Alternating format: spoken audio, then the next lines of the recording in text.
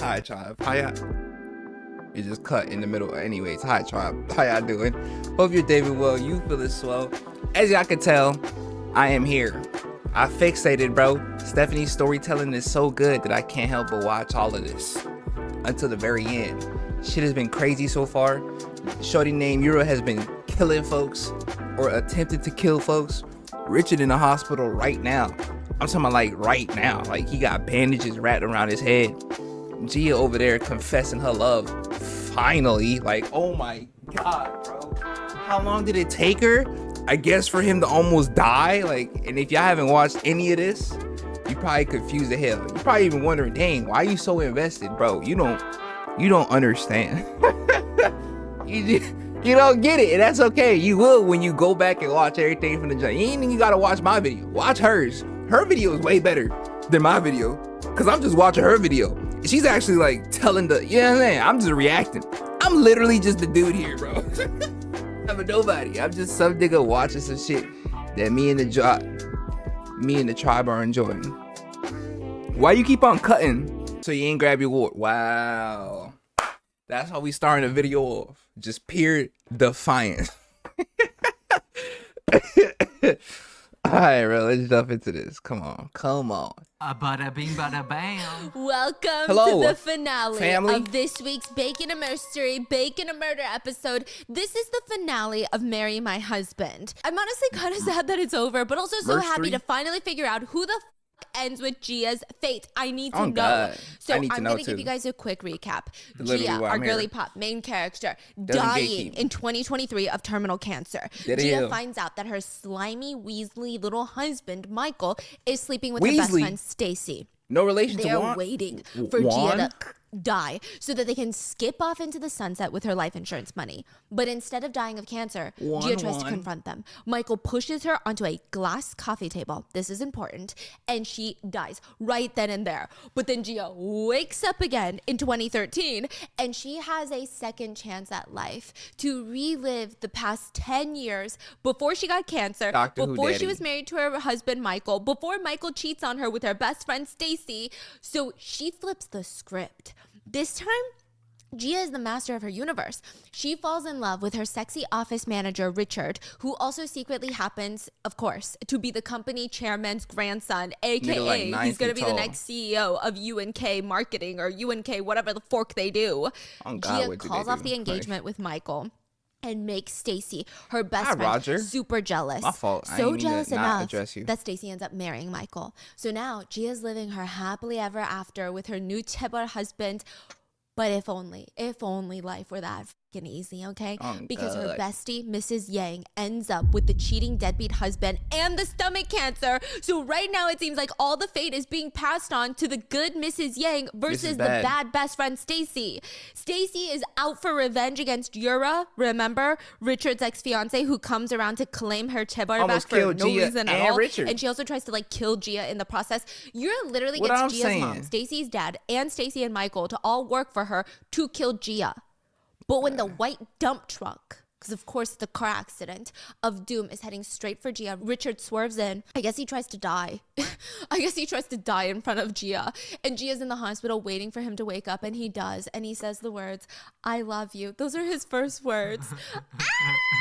But Oh, wait, it's those are stressful his- because Richard is technically supposed to die in a car crash. So his Did fate his is heart- still up in the air. Like you did can't his heart escape fate in flatline? this show. And now Gia technically knows that that the means he three died. musketeers, Yura, Michael, and Stacy, are all joining forces to freaking kill her. Because why did this turn into like a John Wick episode? But here we are. Yura tells Stacy and Michael, lay low, wait for my call. Gia's in the hospital talking to Richard and like tending to him. So that's where we're getting back into it. Gia gets back from her meeting with Stacy at the abandoned hospital where Stacy lets her guard down. She admits that she freaking hates Gia's guts because Gia's mom allegedly stole Stacy's dad away from the family because they had an affair. Do you remember? Yeah, I remember. Okay, just like behind the scenes. Tell me one more time. So Gia's mom left Gia's family to Yeah. go sleep with Stacy's dad. And so Gia was left with just her dad and Stacy was left with just her mom. They Stacy become tried to friends, befriend but Gia. Stacy Yeah. freaking hates the fact that Gia's dad, treats treated her, her like a so princess, nicely, yeah. whereas Stacy's mom treats Stacy like a child that she never wanted. So both their parents skipped off into the sunset together, but Gia was loved by her remaining parent and Stacy wasn't. And that made her hate everything about Gia. It's a shitty So anyway, reason, to be Gia's honest. back Like, and she's watching over Richard, but another friend of Gia's needs a life. like, I'd understand it if Gia was like, hey, my dad's better than yours, but Gia didn't do that. Like, Gia was a friend. Stacy just wanted somebody to hate. You feel me? Somebody to just, ugh, I hate everything, and you're everything that I hate, so I'm gonna hate everything that you do, and I'm gonna make you hate everything also. Like, it's really a dumb reason, to be honest, bro, and a waste of energy, bro. She's dedicated her whole life to simply being around Gia and stealing everything Gia has. Like, she has no, like, things or thoughts or feelings of her own that don't involve Gia or hating Gia. You know what I'm saying? She's not like her own person. She's Gia's nemesis. Hey, bro, it is what it is. By her remaining parent, and Stacy wasn't, and that made her hate everything about Gia. So anyway, Gia's back and she's watching over Richard, but another friend of Gia's needs a lifeline. She gets a text from Mrs. Yang. Gia, what are you doing after work today? Can we meet for a moment? She texts back, what's wrong? It's embarrassing to say, but I think my husband's cheating on me. And Gia's whole life flashes before her eyes because no matter how hard she's trying to pass her fate on to Stacy and Michael, why is Mrs. Yang gonna inherit it all? And the two demon spawns are just gonna live happily ever after? But maybe, just maybe, can't we be. got an ally because Mr. Lee, Grandpa Chairman's right-hand man, older Richard vibes, very stoic, but seems to have a weird soft spot he's a for variable. Mrs. Yang. He's in the parking lot of Mrs. Yang's restaurant debating on whether or not he should get LA Kalbi to go or takeout. But let's be real, he doesn't look like an LA Kalbi type of guy. He looks like a bloody filet mignon type of guy. So what the fork is he doing here? See, their What is that? relationship is weird. Yeah. It is weird. Like, why does he have a thing for her? He really likes upstanding people. Upstanding people. Like so he really likes to be morally correct is the vibe that I get from him. But he doesn't like, he just doesn't. But he doesn't like a single woman. He likes a married woman. Yes, but I think he also doesn't like the fact that she's so morally upstanding that it's bad for her. So he's invested. Yeah, it's like he understands why she is like that because he to a degree is like that and he respects it a lot. But it's at hurting this- her. Attracted by it. Yes, but at the same time he's like, come on, don't be so fucking dumb. Like, stand up for yourself. Yeah. I get it. I would be invested Okay. too, Yeah. low key. Okay, so this is like an old Just love like line. this is like an Ajuma Ajushi plot line going on right now. Old But lady, it's old so God good, plot. All okay? right, say less, So say less, say he less. gets a glimpse of Mrs. Yang and she's storming out of the restaurant. And instead of following her, he goes to the back of the restaurant to see what made her so mad because she's literally running out of there. And he sees her deadbeat husband in the stairwell with the restaurant employee trying to get some action during his 5-minute break. Mrs. Yang is walking off. She'd be running, but she's sick. So she's just like in the empty streets in the middle of the night, stumbling over the cement. Like it's giving a lot. Like, Damn. yeah. So Mr. Lee races to her in his car, steps out the car on the road beside her, and she collapses rather dramatically, might I add, in the middle of the street. Her Hello, shoe lady. fucking fell off somehow. And Mr. Lee gets out, grabs her shoe, and she's like, Mr. Lee, hello. and he's like, put it on, snap out of it, and put your shoe back on. Oh, She God. puts the shoe back on and she gets to her feet, but Mr. Lee is distressed. He's massaging his temples. Go slap your husband if you caught him cheating. Kick him, claw his eyes out, crack his skull open. Why are you running away? Yeah. How did you know? All of that. Is that what's important right now? Do you want to go back? I have a golf club in my trunk. Do you want to borrow it? How Oh, have God. you lived to be so upright like this? Even when I'm so out of line, why can't you even get angry? That's why he does it, even at your father's restaurant. Like, it's very obvious that he cares about her, but like, Wait, but what did she say? I'm offended. Okay. Like Oh, yelling at her God. at the same time. I'm Oh, like, what God, the fork like- is going on right now? This is like, you figure out your feelings about me, okay? Because you're confusing my life. Right. And she's like, whether I get angry or not, Mr. Lee, isn't it wrong to do that? Isn't it wrong to disrespect me regardless of how I act? If someone's kind, shouldn't you be kind back to them? I'm good to my husband, and I wait, and I keep waiting. Shouldn't he come to his senses? Mrs. K. Get the Yeah. fucking golf club. What Oh, are you God. doing? I get what Like, she's. what are- I get what she's saying. I get what she's saying though. Like, at the same time, I'm not good enough for that, bro. I'm shooting that nigga. Respectfully. Hey, bro, I'm blicking that nigga respectfully, bro. I'm just saying, bro. You can't do that. You just can't, bro. I'm keeping it all the way honest. If I'm Mrs. K, that nigga's getting blicked up. Respectfully. I don't think adding the respectfully helps. Like, I'm thinking that it does in my head. It lessens the blow of me saying that I'd shoot somebody if I was in Mrs. K situation. But I don't think it matters. Could you imagine a bullet in your lung and then Mrs. K's like, respectfully though. My husband. And I wait and I keep waiting. Shouldn't he come to his senses? Mrs. K, get the fucking golf club. What are you doing? Like, what are you saying right now? Meanwhile, Richard's still in the hospital. The failed vehicular homicide is currently being cleaned up by Yura's bodyguard henchman. He stops by Yura's hotel suite to give an update on where everything stands. The police agreed to close the case as an accident by the drunk man who stole a truck. I found out Gia's mom and Stacy's dad's location, and I'll catch them soon. It's taking too long. I was so worried that I lost sleep. She walks up to him and pats his cheek. No loose ends, okay? But if you thought Yura was just going to cut her losses now and that her plan is null and void and she's going to be like, you know what, maybe I'll go back home to Japan, you're wrong. She heads out for dinner at a very high-end European fusion restaurant, and the food is so good that she asks to speak to the head chef. He stumbles out. Hello, I'm head chef Elby. How was your meal? I heard you wanted to speak with me? Yeah, the meal was great, and I wanted to know, how do you know Richard Yu?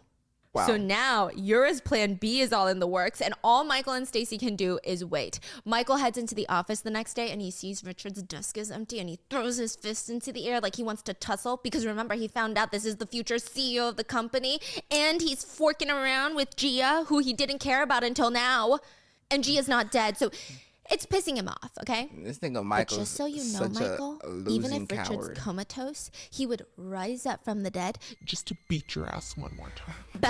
Okay? And once Michael's boring day is over, he gets back home to sleep with his wifey in Mama's bedroom, and he knocks out. It must be hard to be a D-level employee. He sleeps so soundly that he doesn't even notice Stacy taking his phone and writing down Yura's phone number.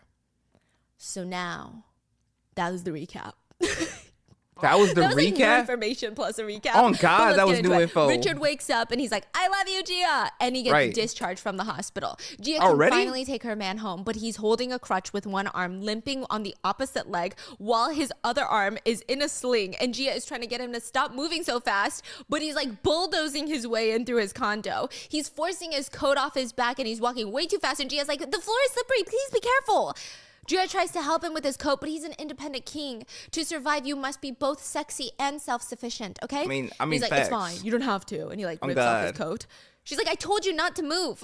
Richard hobbles over to the couch and he's trying to sneak his sling off without Gia knowing, because he's a man. His caveman brain refuses to accept modern I don't like my arm being controlled, bruh. He is an alpha male. She's like, what are you doing? It's fine. The doctors were just worried. I don't need this. Gia forces the brace back on so aggressively that she probably did more damage than him trying to take it off. And she's like, the smart doctors know what they're doing. Listen to them. Don't do anything on your own from now on, okay? You just never listen. Gia's giving mother, okay? Richard is looking at her like, have my babies. And she's like, are you hungry? She walks off to start making him something to eat, but he grabs her and he's like pulling her back onto the couch to hug him. And she's like, what are you doing? And he's like, let's just stay like this. Oh, God. When I thought it was the end, I regretted it so much. And I was given another chance, but I wasn't honest again. Well, Richard, you're not going to die. I'm sorry I didn't believe you. No, I'm sorry. Yura is not an easy opponent. Even after I saw her unimaginable true colors, it took over 3 years last time to end it with her. She's someone that's beyond your imagination. I know what you mean. When you spend a long time with someone, it's hard to see that person properly. You try not to believe it. You only realize it after you see the end. Your ex-fiance is trying to kill me, and Michael and Stacy get paid if I die. They joined forces. Mrs. Yang's husband is having an affair. I think my fate moved to Mrs. Yang, and it's not over with Stacy. All right, so maybe Gia and Richard are like, they really locked in to the point where they could just say this shit, and Richard would, like, Richard's only response would be like, damn, you do understand, like, you get it. So you get where I'm coming from. This is bad. What do we do, wife? Can I call you that? I know we, you know what I'm saying? Oh, this would be mad confusing for me. Oh God. Her ex-fiance is trying to kill me, and Michael and Stacy get paid if I die. They joined forces. Mrs. Yang's husband is having an affair. I think my fate moved to Mrs. Yang, and it's not over with Stacy and Michael's marriage. There's something more. I had to find that out to protect Mrs. Yang. Just be on my side. And you just see in this like 5-minute montage, the way Richard completely switches from being stubborn to completely helpless is beyond me. Gia is cooking him dinner and he's trying to grab rice with chopsticks with his non-dominant hand, but he's struggling. Gia's trying to smile at her helpless man and she walks over to feed him. And Richard's trying not to look her in the eye because he's literally doing this just so he can take care of her. The doctor said he can take off the sling. He literally told Mr. Lee, this is the only way Gia will take care of me and baby me right now. So he's keeping on the fucking sling. Gia is shoving spoonfuls of rice and soup into his mouth and he's just living his dream. Men are so simple, okay? And then he's like, Gia, yes, Hey. what's wrong? Omelet. And he's like, she's shoving omelet into his mouth. I was literally screaming at this scene though. It's so cute, okay? It's really cute. They're so cute. I'm gonna Throw up. But Richard is not ready to let Gia go. She's at the door saying her goodbyes. Throw up is I not should go, get some rest, and I'm gonna see you tomorrow. She grabs onto his neck and See you kisses him on tomorrow. the cheek. They don't sleep together? Oh God. No, Oh. it's a K-drama, honey. Oh. What do you think this is, too hot to handle? Love Island season 27? No, What no. are these titles? So then she's No. like, thanks for today. So in love. Thanks And for as soon as today? she turns around, Richard winces in pain and he's hunched forward and he looks like he's about to fart or take a shit. I Oh can't. my God, what's wrong? And he's like, Gia, does it hurt again? And she's trying to inspect his broken arm. And then he just falls on top of her and hugs her. And it's so cute. Man, get out of And she's here like, with that. Stop it, I can't believe you. And so Richard is God. grabbing her by the hand. It's making me You throw see up. The night. Stop it. Stop it. I don't know what this man is thinking or how he thinks he's going to get some seasoning, but Bestie said she's sleeping on the floor. Like she What? literally put up a little mat on the floor next to his bed and she set herself up a pillow and comforter and Richard's just looking at her from the bed like, you've got to be f***ing kidding me right now. They And don't she's even like, have an extra bedroom? that's what I'm saying. Future CEO, what are you doing? Yeah. Oh, Yeah, and Gia's like, good night. Oh, I'll get the light. And the man is not having a good time. He stomps over to the light switch, flips it down before she can get up, and then he promptly drops his pillow onto the ground right next to hers and lays his ass down on the ground. And she's like, Mr. You, what are you doing? There's no way she's saying Mr. You, Stop bro. it, step bro. Like, it's so, come on now. You guys have been like making out 2 episodes ago. What's going on? And he's like, I understand what you mean, so I'm just gonna hold you. It still hurts, my arm, I swear. And then they hug and they go to sleep. And it's like My really cute. arm. Like it almost feels more sexual than intimate relations. Like I was having chest pains. My eyes were leaking. I was crying. They For fall what? asleep in each other's arms. And it's so symbolic because it's kind of like the first time that they met when Gia was drunk. Oh. On the floor. And they're like looking at each other, their hand holding their head, and they fall asleep. Okay. And When you put it Richard's that way, being that's very much more respectful. sentimental. Well, the first time he was respectful. This time I think he's a little disrespectful. I feel like he grabbed her ass at least a few times. They're like really cuddling. Yeah. So in the morning, Richard opens his eyes expecting to see Gia, but she's gone. Where'd she go? And he's instantly reminded of the first night when he lost her. So he jumps out of bed thinking that she abandoned him again. But then he goes into the kitchen and she's making just straight strawberry smoothie. I didn't see any other fruit or veg. Just like fucking blended strawberries. Like, why would you do that? Honey, But- yeah. Like, do you want to wake up tomorrow morning? Me in the kitchen, Making strawberry juice. just like Like, shirtless with the apron. We live with my mother. Oh. Okay. Okay. Okay. And Gia's like, oh, are you up? I was going to ask you, do you want strawberries? They're really good. It's the yummiest strawberries I've ever. And Richard's only prescription to his PTSD is to hug Gia as tightly as possible. So he just doesn't even listen to her and grabs her. And he's like trying to make out with her. And she's like, what? Did you have a nightmare? And Nah. it's like the cutest little scene ever. And like the producers are so wrong for this, but immediately after this scene, Gia is walking back into the office, and Mr. Kim, remember manager misogynist Kim, He's is balding. harassing her for being late. Suddenly, no more serotonin. I swear, this Kim guy does not actually have a job. He is paid to test everybody's patience. I know we're both assistant managers, Gia, but I'm an acting manager, so I have to say this: you take a day off too often, as if you're part of the owner's family or something. Just staring at her screen, not entertaining this man. I had some issues at home, Mr. Kim. You did? Oh, did you guys hear that, everyone? Is there anyone in this office that doesn't? I ain't gonna lie, bruh. You just not saying this shit to me. Like, I don't even perpetuate myself as like some super tough, like super thuggish, but no, bro. Like, come on. There's a certain level of just human respect that you gotta have for somebody else, bro. You say this to me, we scrap it. It's just what it is at the end. Because clearly you have a misunderstanding of where you stand in my eyes. And I need to correct that understanding, bro. That pissed me off all the way, bro. Because it's like, you're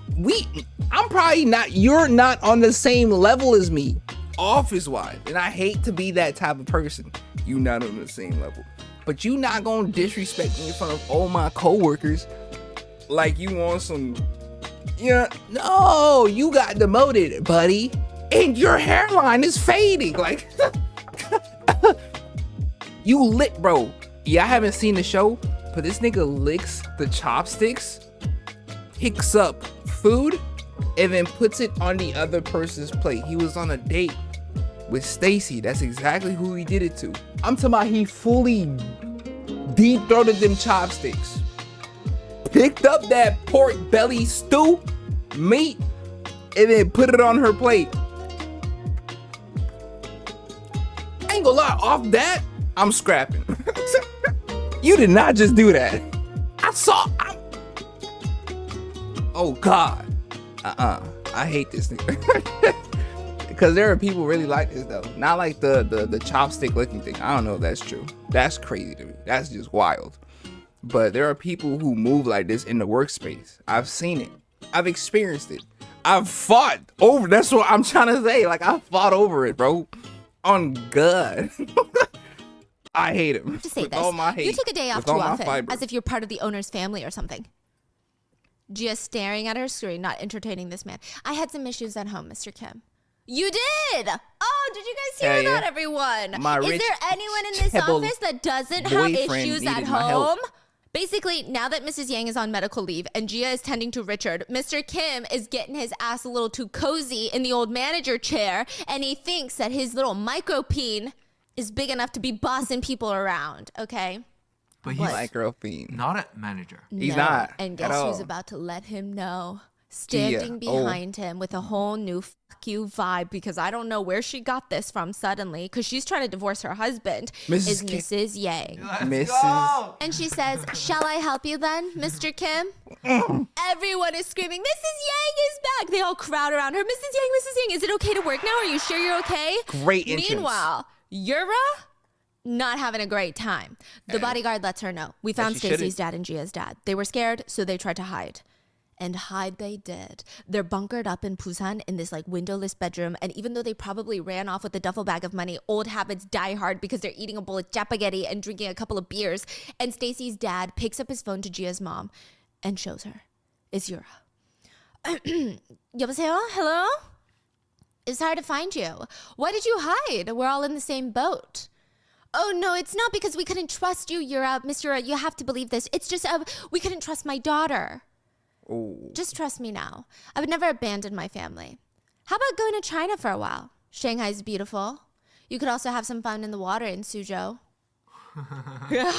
Huh? So the way that Stacy's dad and Gia's mom are enthusiastic about this, as if Yura isn't obviously planning to drown them in a Chinese river or something. Like, God. tell me That's if what I'm I... just paranoid. But if someone tells me they want to send me to have, quote, fun in the water, I'm disappearing. I'm changing my identity, social security. I'm gonna find the person that said this, and we're gonna have fun together. tell me if I'm just paranoid, but if someone tells me they want to send me to have, quote, fun in the water, I'm disappearing. I'm changing my identity. Social security number changed. Everything changed. Yeah. Meanwhile, back at work, the besties, Gia, Hannah, and Mrs. Yang are taking their 76th coffee break because nobody in this office freaking works. And Mrs. Yang is going on about her husband and her like deadbeat husband life. And she's like, aren't I pathetic? At this age, when I feel anxious, I have nowhere to go but work. Because you have friends here, Mrs. Yang. I was worried about you and I was going to go see you anyway. No, it's okay. I'm going to barge in tonight. I already reported him for adultery. Gia thinks to herself, oh, shoot. That's true. This is before the adultery law was abolished. So you can report people for cheating. It's adultery is illegal. Yeah. Punishable by law in Korea until 2015, which is like so unserious. Okay. Why did they take that away? Why they changed it? Oh, God. Oh, because I think there was a poll done recently that was like 60% of Koreans be cheating on their significant other. Yeah, bro, it was a wild ass. Oh boy, what if that law was passed in the US? Oh my God, so many people would get sent to like, or get fined. What's the like punishment? Do you go to prison or you just get a fine or some shit? Because if you get a fine, then that's not really gonna change nothing. $1,000 and I get to cheat on my, like, niggas is gonna take that for real. That's crazy to say, but niggas is definitely gonna pay that. But if you get some prison time, shit, niggas might even do that, bro. I know a couple niggas that do prison time so they could cheat on their significant other. I ain't friends with them, but I know them. I know them from a distance. Hey, all right, now it's time to go. Oh boy, I ain't gonna hold you. That's kind of interesting. It's so fascinating hearing about the laws in different countries, bro, because it's like, damn, that's like mad different. You know what I'm saying? Yeah, bro, it was a wild ass number. And then my mom was saying, like, you think it's all the men, right? And she's like, every girlfriend I know in Korea got like 25 boyfriends. I'm like, Mom, your friends are 60. They're 60. What are you saying right now? I'm like, damn. And she's like, no, they're 60, but their boyfriends like 40. I'm like, I gotta get out of here. What? Yeah, because I guess they still like young. Bruh. Anyway, Mrs. Yang continues. Whenever I was admitted to the hospital, he brought her home. So I told him I was being admitted to the hospital today. His car dash cam caught them doing dirty things in the car, but there's no video. I think it's broken. And the police said audio isn't enough proof. So I'm going to barge into our apartment today and I'm going to catch them cheating. Ridiculous, right? I mean, I didn't want to go this far, but I made up my mind and I broke the door lock on my way out. Do you guys remember Gia's door lock was broken when she died? Oh. That means she's gonna go home? Yes, and die. Yes. And die, yeah. And Gia's freaking the fork out and she's like, Mrs. Yang, can I come with you today? Gia's having war flashbacks right now. So the girlies orchestrate a stakeout. And like, this was so serious. The scene before this, Gia is like, oh my God, she's gonna die tonight. But the stakeout is so unserious. They've got these two police officers sitting in the front seat, but they're wearing like the bright yellow traffic cop vest. Yeah, and they've got like digital cameras, like they got vlogging cameras to gather the evidence of adultery, right? And then Gia and Mrs. Yang are just going on the channel, and it's just weird. At some point, they do spot the mistress walking towards the building. Is that her? Yes, it is her. And Gia tries to comfort her, okay? And the cops are like, okay, your husband went in 30 minutes ago. Let's go in 10 minutes. As if deadbeat wouldn't be done already by then. Okay, like get out of here. Y'all should bust in 10 seconds. Nothing more, nothing less. It's the perfect amount of time for him. And when they get to the front door, everything keeps going from real time to flashback. Gia seeing everything play out the same. The broken lock on the door. The red stilettos in the hallway. What? Gia's face starts to go pale. And while they stomp around the room, that stinky little bitch, okay, walks out of the bathroom to see what the fork is going on, and the deadbeat is eating a tin of candy. Do you remember the tin of candy? Stacy's candy that shattered all over the floor. She threw at Michael's back. And they're fully clothed, though. And they're coming out of different rooms. And the cop flashes the camera in the deadbeat's eyes and makes it drop. He drops the whole candy onto the floor, and Gia is having PTSD right now. The same thing happened. And at this point, Gia is certain someone is more than likely gonna die tonight. The candy has fallen right before she got pushed onto the glass coffee table, and she looks over in the living room, a glass coffee table. So Deadbeat ignores the fact that there's 2 police officers, and he just talks directly to Mrs. Yang because, Can I just tell you something? Can I tell you something? cannot tell you something. Tell me Police something. in Korea don't have guns. The investigators do. So like regular police, like they're treated like traffic cops. So like nobody takes them seriously.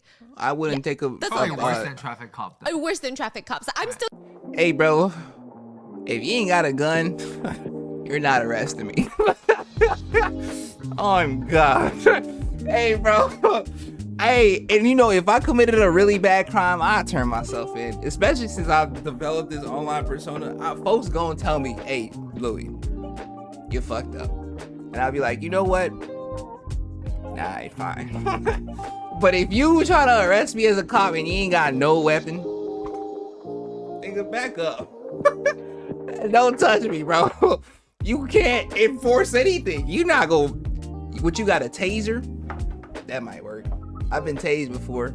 That shit do affect you. But if you ain't got a gun, a taser, you just got a baton. Yeah, you're not doing nothing.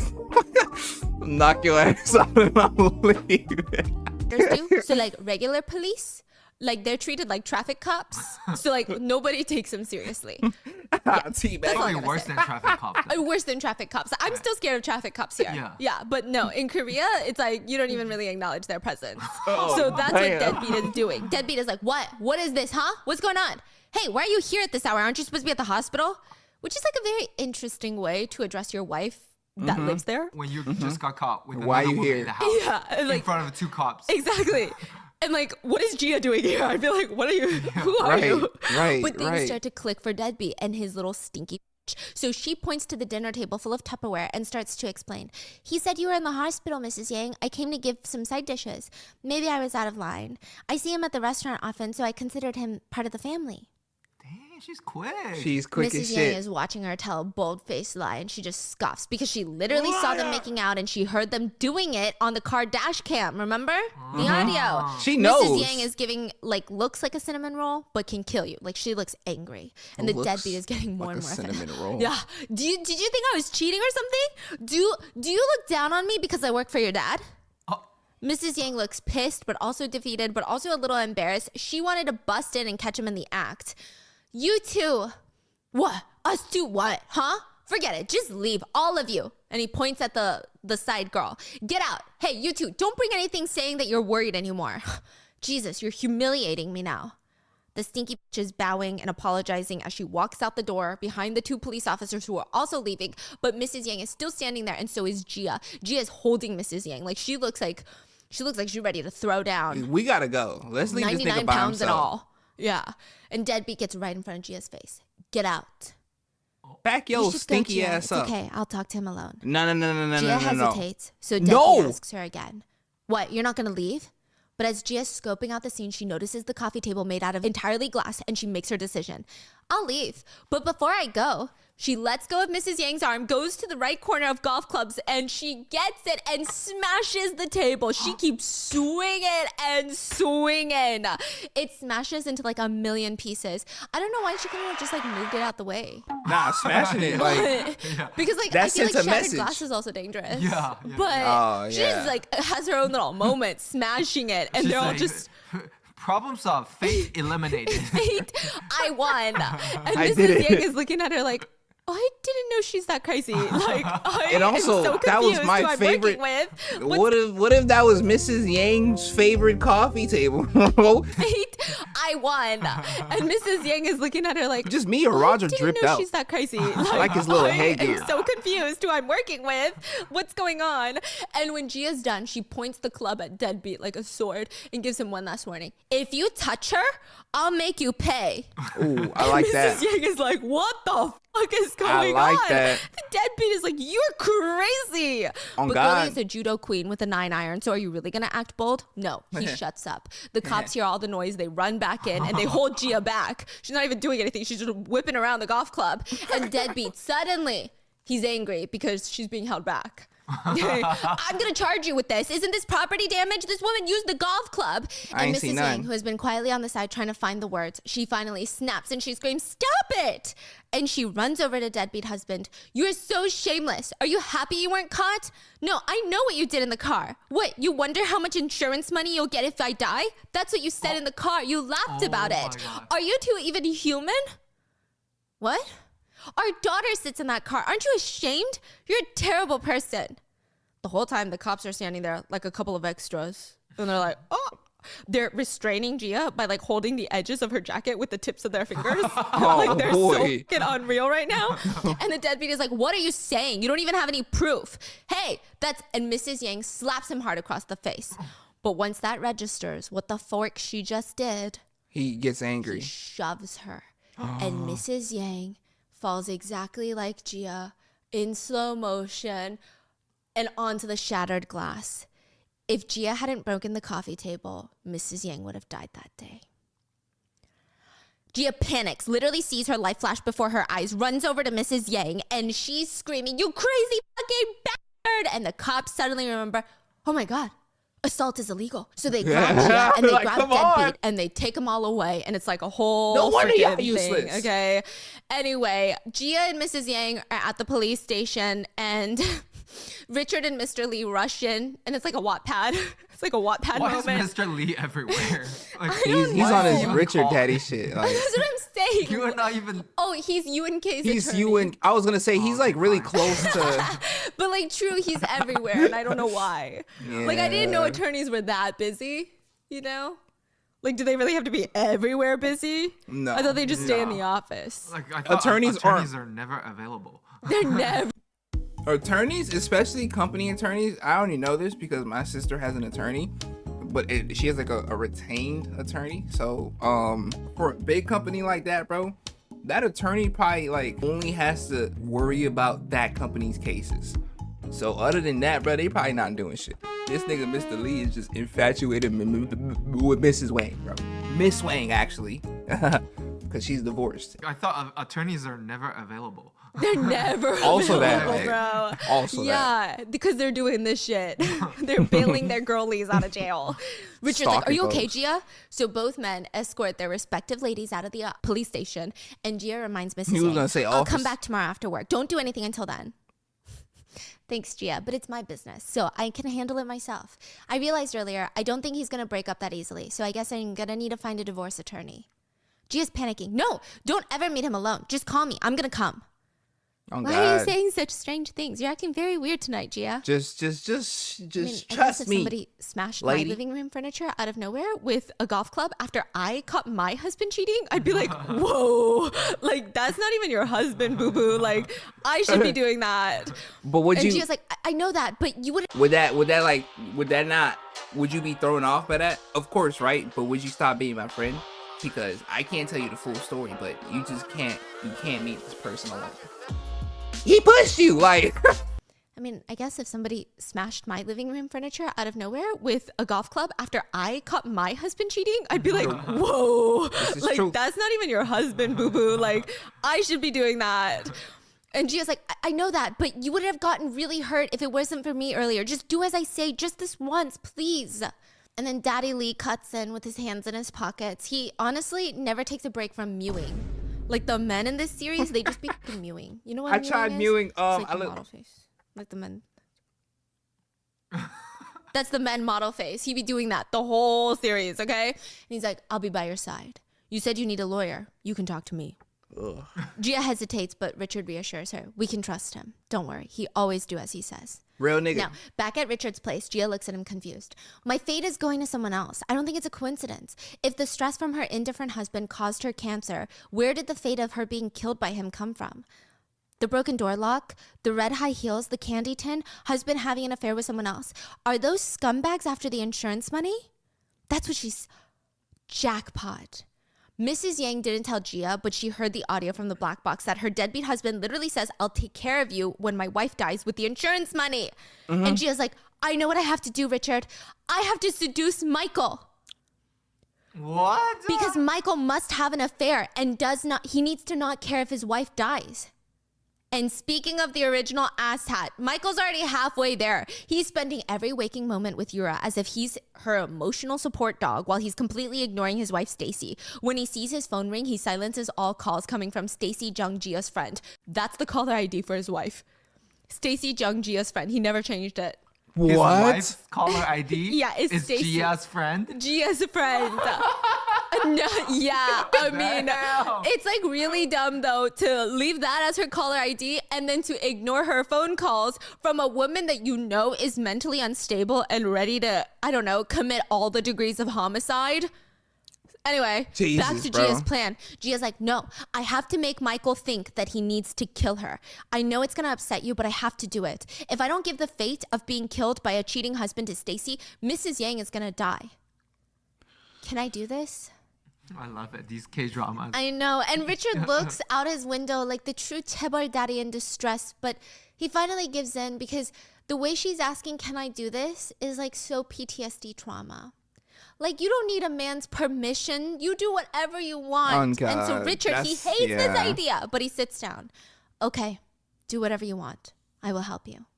Slay, supportive king. Okay. I Gia pulls out the red Damn stilettos it. from the back of her closet and starts plotting a murder. The way, if my show, bro, if you can't phrase it like that though, bro, because it's like, damn, there are greater things at stake now, I guess. Fine. Here's $100 million. Thing, okay?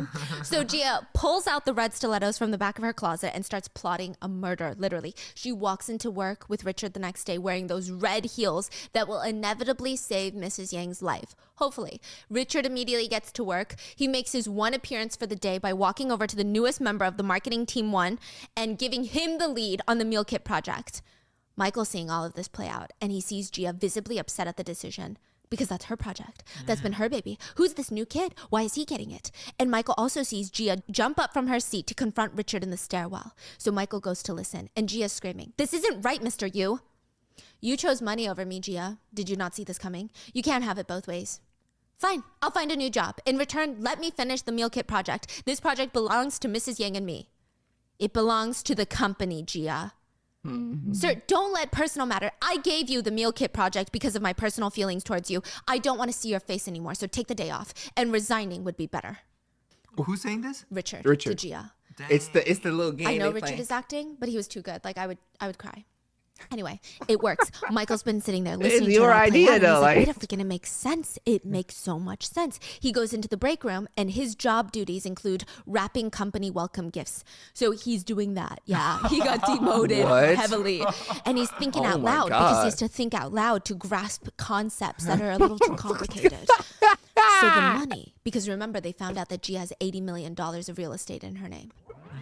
So the money, and then she broke up with. Oh, that makes sense. I ain't gonna lie, He's you're like, playing "I him quite get well, it." Noona. Chaebol's grandpa probably gave her the money, like the K-dramas being like, stay away from my grandson. And then she took the money and they broke up because he's thinking that makes more sense because why would Richard give her money? She's just a girl. Girls are idiots. Oh my God. Gia Oh walks in. my. Why are you doing this alone? What? My position turned to crap because of somebody, so I have to wrap presents. As I said before, none of this would have happened if you didn't start seeing Stacy. Don't be ridiculous. You screwed me over so that you could switch to Mr. Yu. You're right. I am. But the situation has changed, Michael. Do you want to have a drink with me later? Gia takes him to an upscale bar and they sit in a couple lounge chairs while Gia catches him up on everything, right? So 60 million. Michael's acting clueless. Yeah, the chairman said that he'd gladly pay me that much if I broke up with Richard. I mean, of course, it's not all cash. There's real estate, too. He took care of all the taxes as well. So I don't even know how much money I have. I have an asset manager. I mean, Mr. Yu, Richard is pretty angry with me for taking the money from the chairman. But what else was I supposed to do? Michael takes a quick tinkle in the men's Choose love, bathroom and but he's like, you know. this makes so much sense. I But you get know it. what makes more sense? Marrying Gia. Oh, Oh yeah, I gotta marry Gia because Brother. if he marries Gia, then he gets all that money. Right. That's just how it works. Very good. On some Dr. Evil Meanwhile, type shit. when he gets back, Gia's working him like a little puzzle, okay? Like a 4-piece puzzle. He's very simple. And she reminisces on all you can eat Hey, bro. barbecue spot that they always went to when they were broke, and how they would eat nothing throughout the day just so that they could fill up more at that restaurant. And Michael says, "Why would you want to remember something so pathetic?" Why is that pathetic, Michael? It was so cute. Back then, everything felt precious and priceless when I was with you. Money wasn't that important to me. I mean, I feel like she just backhand roasted him, okay? And she's like, I really liked you. Yeah. Well, there was no one like you, Gia. You could put up with me too. So you and Richard really broke up? I thought so, but actually, I almost had a big accident recently. Really? Like what kind of accident? It was with a dump truck. So I could have died, but Mr. U came out of nowhere and everything got so complicated. I think he took the fall for me. Do you know who the driver of that truck was? What? No. How would I know that? I didn't even know that you were almost in an accident. It was Stacy's dad. Oh, she's Michael just looks saying like someone this just shit? plucked his little blueberries. You didn't know she'd stoop so low, did you? I didn't either. I guess she really hates me, but I can't believe she tried to get her dad to kill me. She's crazy. I didn't even see her true colors with this accident. Richard put someone on me. If not, I mean, how could he have shown up? He was watching me. We hadn't met since we broke up. It doesn't make any sense. Ugh, I just don't know. I feel like I'm going crazy. I feel like I'm being watched and I'm scared. What do I do?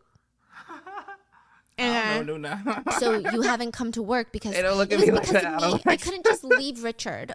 Fortunately, he wasn't hurt that badly, so he's been discharged from the hospital. But when I told him that we were through, he told me to resign. Michael starts to gaslight himself. She is telling the truth. Oh, yeah. Michael and Gia start making their way to the train station. So she lets Michael's pea brain do some calculations. He's thinking to himself, something felt off, and this was it. Yes, Richard is rich, so she was right to switch over to him. And she was also right to break up with him for $80 million. She wouldn't make a good wife for a rich guy anyway. If she has $80 million, then I shouldn't kill her. Because if she dies, her mom and the others will split the money, but nothing's going to come to me. But if I seduce her again, that $80 million is mine. Gia lets the frog boil itself, and then she strikes. Can you break up with Stacy? What? You know how scary she is now. Come back to me. I can't do this alone. Actually, never mind. I should go. Michael grabs Gia as she's walking away and hugs her Don't tight. touch me. Of course, hot guy Richard is parked like 5 feet away in his brand new Porsche Panera Bread muffin wagon. Muffin? And Michael does not notice him. Wagon. Michael's like, I'll call you. Muffin. Gia watches Michael walk away, and Do she makes eye you contact know with these Richard. fish? Yikes. She gets in his muffin bread mobile and awkwardly looks over to see how mad he is. I'm sorry. The I'm muffin sure you man. hated seeing that. Richard doesn't say anything. He just gets out of his car, and Gia lets out a huge breath like, this is it. I ruined it. But he pulls her out of the car and just hugs her. Because it's like, again, why are you apologizing like that? It's so clear she doesn't have feelings for Michael, clearly. On But like God. the fact that she feels the need to apologize to him. So he hugs her and she's like, you like me a lot, don't you? And he's like, well, earlier Michael seemed to be regretting what he did. Michael? No, he's not regretting what he did and breaking up with me. He's probably crunching numbers in his head right now. Yeah. Meanwhile, Michael does look pretty happy with himself. He's now locked in 2 millionaire women who are fawning over his micro PP. He gets a call from Yura at this time, not Stacy, so he immediately picks up. Hey, are you coming today?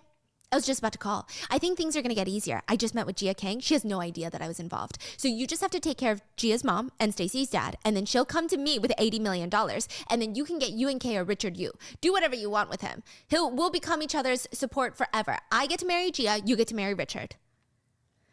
Yeah, I see. So nice and easy, isn't it? She hangs up the call, and she turns to her bodyguard, who's had like 3 whole lines for the past few episodes. He just stands there. He underestimates his ex-girlfriend. I told you, didn't I? Men are not scared of the woman that they've already slept with. Where's Stacy's dad and Gia's mom?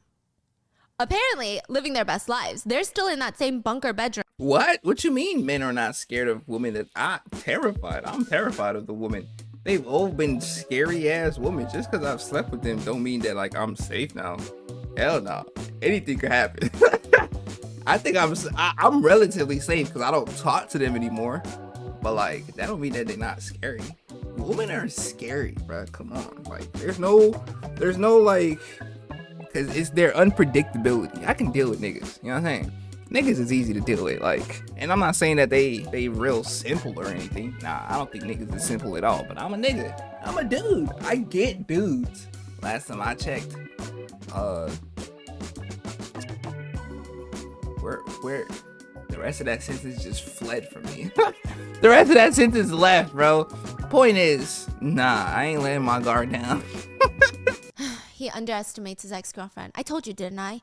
Men are not scared of the woman that they've already slept with. I don't know Where's who told you Stacy's that, dad Yura? and Gia's mom? Apparently, living their best lives. They're still in that same bunker bedroom, but now they're gorging on takeout and watching TV, and Yura turns to her bodyguard. Let's kill him. The bodyguard is like, girlie, I get paid to stand by the wall and open your car door. Like, please do not loop me into this. Oh, God. Pardon? Is it because of what Michael said? No, nothing bad can come from it. If Gia wants to return to Michael, she shouldn't find out that we tried to kill her and that he tried to kill her. And even if she's up to something, she can't prove anything with those two gone. Also, it's easier than keeping them in China, isn't it? So while Yura's plotting to casually kill off two main characters, Michael also seems to think getting rid of people is easy. He finally comes home and he talks to Stacy. Let's get a divorce. We don't have kids. Honestly, I have no reason to live with you. Nothing good came from being with you. Oh, right. You still can't reach your dad, right? By any chance, did you meet Gia Kang? Yeah, I mean, I saw her at work. Why do you ask? I thought about it. If you and Gia get back together, because she has $80 million now, then I'll be the only one getting screwed over. Oh. Stacy smiles this crooked, terrifying smile. Anyway, remember that one time Yura went to see LB at the restaurant? Uh-huh. Well, she bought the building and closed down the restaurant, and LB gets to work one day and they're out of business. They're out of freaking business, and guess who walks out the door to all Bro, you didn't own the lease on the building? They're out of business. They're out of freaking business, and guess who walks out the door to all the employees? The door opens, and she's got a black leather coat on, and Yura struts out, and she's smiling at LB. She ushers him inside. Double the pay. Your boss here suddenly decided to sell me the restaurant at double the market price. It was a good choice, and it's a choice that you can make too. If you help me, this expensive restaurant will be yours. What do I have to do? You have two choices. One, take the restaurant, or two, you lose your job. Now it's LB's turn to drink his weight in alcohol. We see him drinking by himself at a fancy bar, and it just makes it seem like Yura makes everybody want to drink. If you spend 2 seconds with her, you need a shot of vodka. But he also calls someone to join him. Hannah runs him. Chef, my heart fluttered when you contacted me. What's going on? She sits down next to the miserable LB. Well, when Gia turned me down, it was so nice to get comforted by you. So I called you again. Bruh, he's so bad with women. What? Is something wrong? I'm unemployed now. At least we know he's one of the good ones. Oh, God. We don't know what Yura's offer was, but he turned it down. Why? Come on, you're still famous and handsome. Most importantly, your food tastes Oh, bro, like he's fine. He's fine, bro. All he has to do is just cook. Like, just go cook some more food, bro. And, show your face. Maybe I'm simplifying his situation. I don't want to invalidate his sadness. It's like if someone bought Gordon Ramsay's restaurant. He's Gordon Ramsay, bro. Just go open up another restaurant. Unless he was like a fledgling chef or whatever. We don't know what Yura's offer was, but he turned it down.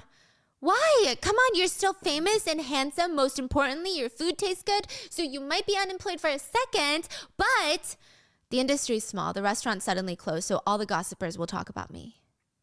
Yeah, I figured. So? It's the same with me. People don't believe us without even trying to get to know us, If only a half-decent chef... Oh my gosh! What did I... Oh, yeah. The UNK chef pulled out, but that's where LB comes in. I was on it. Last video, I said that LB is going to come in through that situation. I'm here. Am I not locked in, Tribe? Come on. You got to admit that I'm fully delving. I have fully delved into this plot line. I'm swimming in it, drinking it, pissing it. Oh my god, this is perfect. So the next day, Hannah brings in LB into the office. He's gonna be the first meal kit chef launch. Yup. I knew it. Oh, shit, I knew it. That's so good. And Gia's I like, know. why didn't I think of you? And I've been LB's like, think- I don't know if I can be of any help. He's such an insecure guy, okay? Oh, but anyway, he God. asked Gia to talk to her privately. And honestly, it makes Hannah feel a little bit jealous, but it's fine. And LB honestly tells Gia everything. Thanks for telling me, and I'm so sorry. No harm will go to you. That's not why I'm telling you. And he looks over at Hannah's desk. Anyway, I didn't tell Hannah. So we don't know what Yura's offer was. But Gia immediately calls Richard to report this new information. Yura bought word there and asked Albie to help her. He said no and she fired him. And she didn't tell him what she needed help with. I know what it is. Don't worry. I'll call you later, okay? I'm with someone right now. So first of all, Gia's like, how do you already know? And second of all, who the fork are you with right now? And we see Richard sitting at a cafe and the man sitting next to him or across from him is Yura's bodyguard. You have two choices. One, help me, or two, go down with Yura. Die. I'm sure you know which one to choose if you're not a fool. But these crossovers is out of this Yeah, world. we This gotta is stop Chet collabing, Bowles okay? playing, That's too boy. much. What do I have to do? So the two guys are having a jawline contest. Yeah, they're like mewing at each other. Is my jawline strong, tribe? Meanwhile, Gia's back to work, but Girlie's phone won't stop ringing. This is Gia Kang, Marketing Team 1. Hey, Hello, Noona, this you look is good in Michael pink. Park from UNK Me too. Marketing Team 3. Gia looks across the room and sees Michael, and she tries to give him a nice little smile and then turns back around, okay? I was wondering if you could meet me tonight, Miss Gia Kang. For the mistakes I've made, I want to treat you. Who? Say I'd be this? grateful. I'm always ready. Hold on. My Around, fault. okay? She's Michael, and she's from UNK Marketing Team 3. Kang, well, Gia's back to work, but Girlie's phone won't stop ringing. This is Gia Kang, Marketing Team 1. Hello, this is Michael Park from UNK Marketing Team 3. Gia looks across the room and sees Michael, and she tries to give him a nice little smile and Oh then my turns back God. around, okay? I was wondering if you could meet me tonight, Miss Gia Kang. For the mistakes I've made, I want to treat you. I'd be grateful. I'm always ready. In pure torture, she grabs the red stilettos from her file cabinet. I hope it marks a new beginning. You can look forward to it. But she ends up getting a call from Richard, so she puts Musty Mike on hold and answers her cell phone. Yes, Musty Mike is. Michael Park already has a woman. Hello. What? Richard tells her everything that went down with him, the meeting with Yura's bodyguard. So That's what I'm Michael and Yura, saying. they're like becoming Yeah. a thing. Yeah. So that means as long as he cheats with Yura, he doesn't need to cheat with Gia. He just needs to cheat with someone on his wife, okay? I've been And now the saying bodyguard, this. yes. Does Yura actually like Michael? Like, when they say it's a thing, like, does she I actually mean, they like smash it. No, I think she just likes to fuck around, and I think she's trying to see how she can use him. Yeah, that's literally And it. she thinks that one of the best ways to keep him under her finger is to probably sleep with him yeah. to make him feel like he can be the next head of Cloud Air. I yeah, guess. and the bodyguard brings a gift to Yura. It's an authentic box with new red stilettos and a candy tin right next to it. Remember What? candy tin? The stilettos. Red are stilettos? important. The fate is And Yura's transferring. like, what is this? And the bodyguard says, I'm not sure. Someone brought it in today. Shall I get rid of it? She opens up the box and pops a yellow candy in her mouth. No, just leave it. Reminds me of the good old days. Spring is my favorite season. There's something about the sunshine and the air. It's in the season to thrive. I mean, in everything from your mental health to your bank account, it is the season. Making progress, though, with your finances, it's just not easy. But with the right checking account, Push-ups it can with definitely feel flaps. easier. Chime's online checking account has a lot of really useful features like can't even fee-free see overdraft of up to $200 for eligible members. Just set up a qualifying direct deposit, sign up for SpotMe, and Chime will spot you up to your limit when you make a debit card purchase or cash withdrawal that exceeds your balance. Plus, you get paid up to 2 days early with direct deposit, all while managing your money on the go 24/7.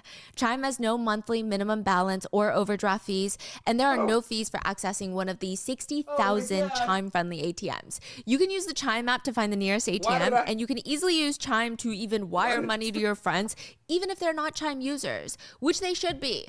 So sign up for Chime today. Chime took money Joining from me. takes just minutes. Get started at chime.com/baking. That's chime.com/baking. Banking services and debit card provided by the Bancorp Bank NA or Stride Bank NA, members FDIC. Spot me eligibility requirements and overdraft limits apply. Early access to direct deposit funds depends on payer. Out of network ATM withdrawal fees may apply. So the scene has been set, and Gia just found out she doesn't need to seduce Michael anymore. So she picks up the phone to Musty Mike again and says, "Thanks for waiting, but I don't think I can do dinner anymore." Damn. Oh, is it because of work? I get it. I'm free tomorrow too, Gia. I'm even free on the weekends. It's the infamous Gia Kang. I'm free whenever. No, what I meant is, Michael, I'll never do business with you. What? The only thing you know how to do is sugarcoat things. You'll ruin everything that you touch and aim for insurance fraud. You're too incompetent to work with. And what really surprised me is your HR method. You especially excel at recruiting female talent. I was surprised since you just got married. You're amazing in genuinely so many ways, in all the bad ways. Gia looks over her shoulder to give him a small smile. Good luck in the future. And then she slams the phone down, and Hannah's like, wow, client must have been a real scumbag. Michael is giving just Stacy level evil eyes. He looks unhinged. He squeezes his pen so tightly it breaks, but Richard and Gia are setting the scene for the love triangle that is Michael, Stacy, and Yura. Yura is also quite literally setting up a scene, a murder scene. She walks out of an abandoned building to a blue van, and a pair of gloved hands is adding empty soju bottles and a note in the front seat. One of the letter reads, "Gia, I'm so ashamed of myself." And in the back seat are Stacy's dad and Gia's mom, and they're unconscious, and Yura looks over at her bodyguard. What are you waiting for? Do you want me to light it? So they light the coal, the briquettes, yeah. And they close the door, and the van starts to fill with smoke, and she stands there. It's my first time seeing someone die. It's a bit boring, but I still feel better. She walks off, contemplating how hard her life is. I feel like I don't fit in Korea. Nothing goes right here. And about that restaurant that I bought, what'd I do with that? Should we tear it down? But Yura's about to have another unexpected problem. Stacy's been sitting at home for weeks, being told to lay low, being ignored by her husband, and she's sick of it. She texts Michael, "Okay, fine, let's divorce." And then she makes a call. "Hello, this is Yura." "Hello, my name is Stacy." There is like so much going on right now. Like people be killing people, bulldozing Michelin star restaurants, and Gia is still working late at night. All the lights are off and she's sitting at her desk alone, but it doesn't seem like she's working on the meal kit. She's leaning back in her chair. There. It fits perfectly. Why is everything working out so well? And she gets a text from Richard. "I'll be there in 5 minutes. Finish up and come down." So she's the only one in the office. But before she starts grabbing her purse, her office phone rings. And she's oblivious. She picks it up. "Hi, this is Gia King of Marketing Team 1. She just hears breathing on the other line. And then a laugh. Like a distorted... Who is this? She doesn't even want to know the answer. She slams the receiver down and she's looking freaked out. And then it rings again and she picks it up. "Who are you?" "Why did you call the office phone?" "It's Richard." "I'm sorry, you didn't pick up your phone." "Oh, shoot, my phone is already in my purse. I'm sorry. I thought I was closer, but I'll actually be there in 15 minutes.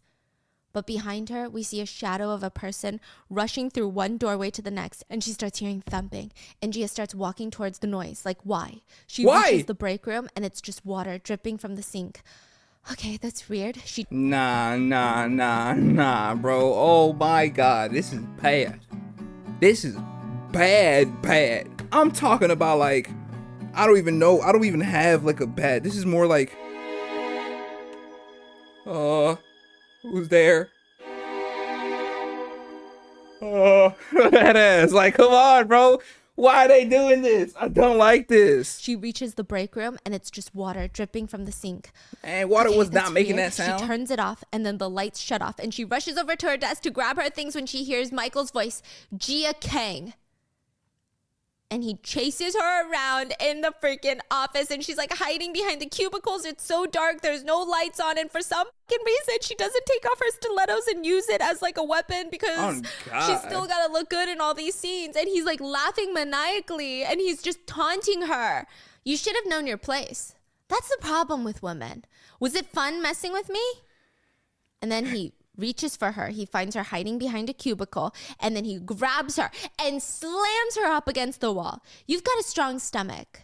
I like money, but aren't those rich people disgusting? They disgust me. People like Richard.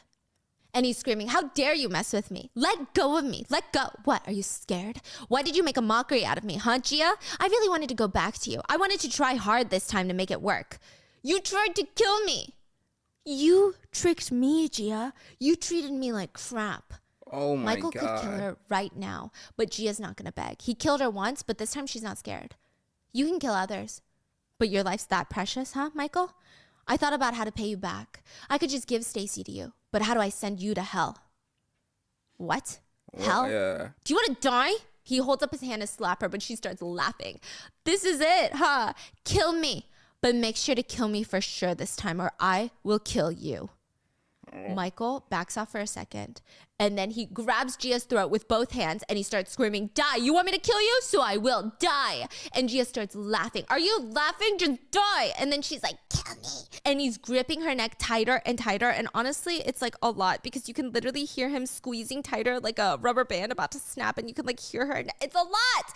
So her body goes limp, and Michael is slowly holding her neck as she falls to the ground, but at the last moment, a force whacks Michael, and he gets flung to the side, and Gia's on the ground, and Richard is trying to get her to wake up. Gia, are you okay? Gia, wake up.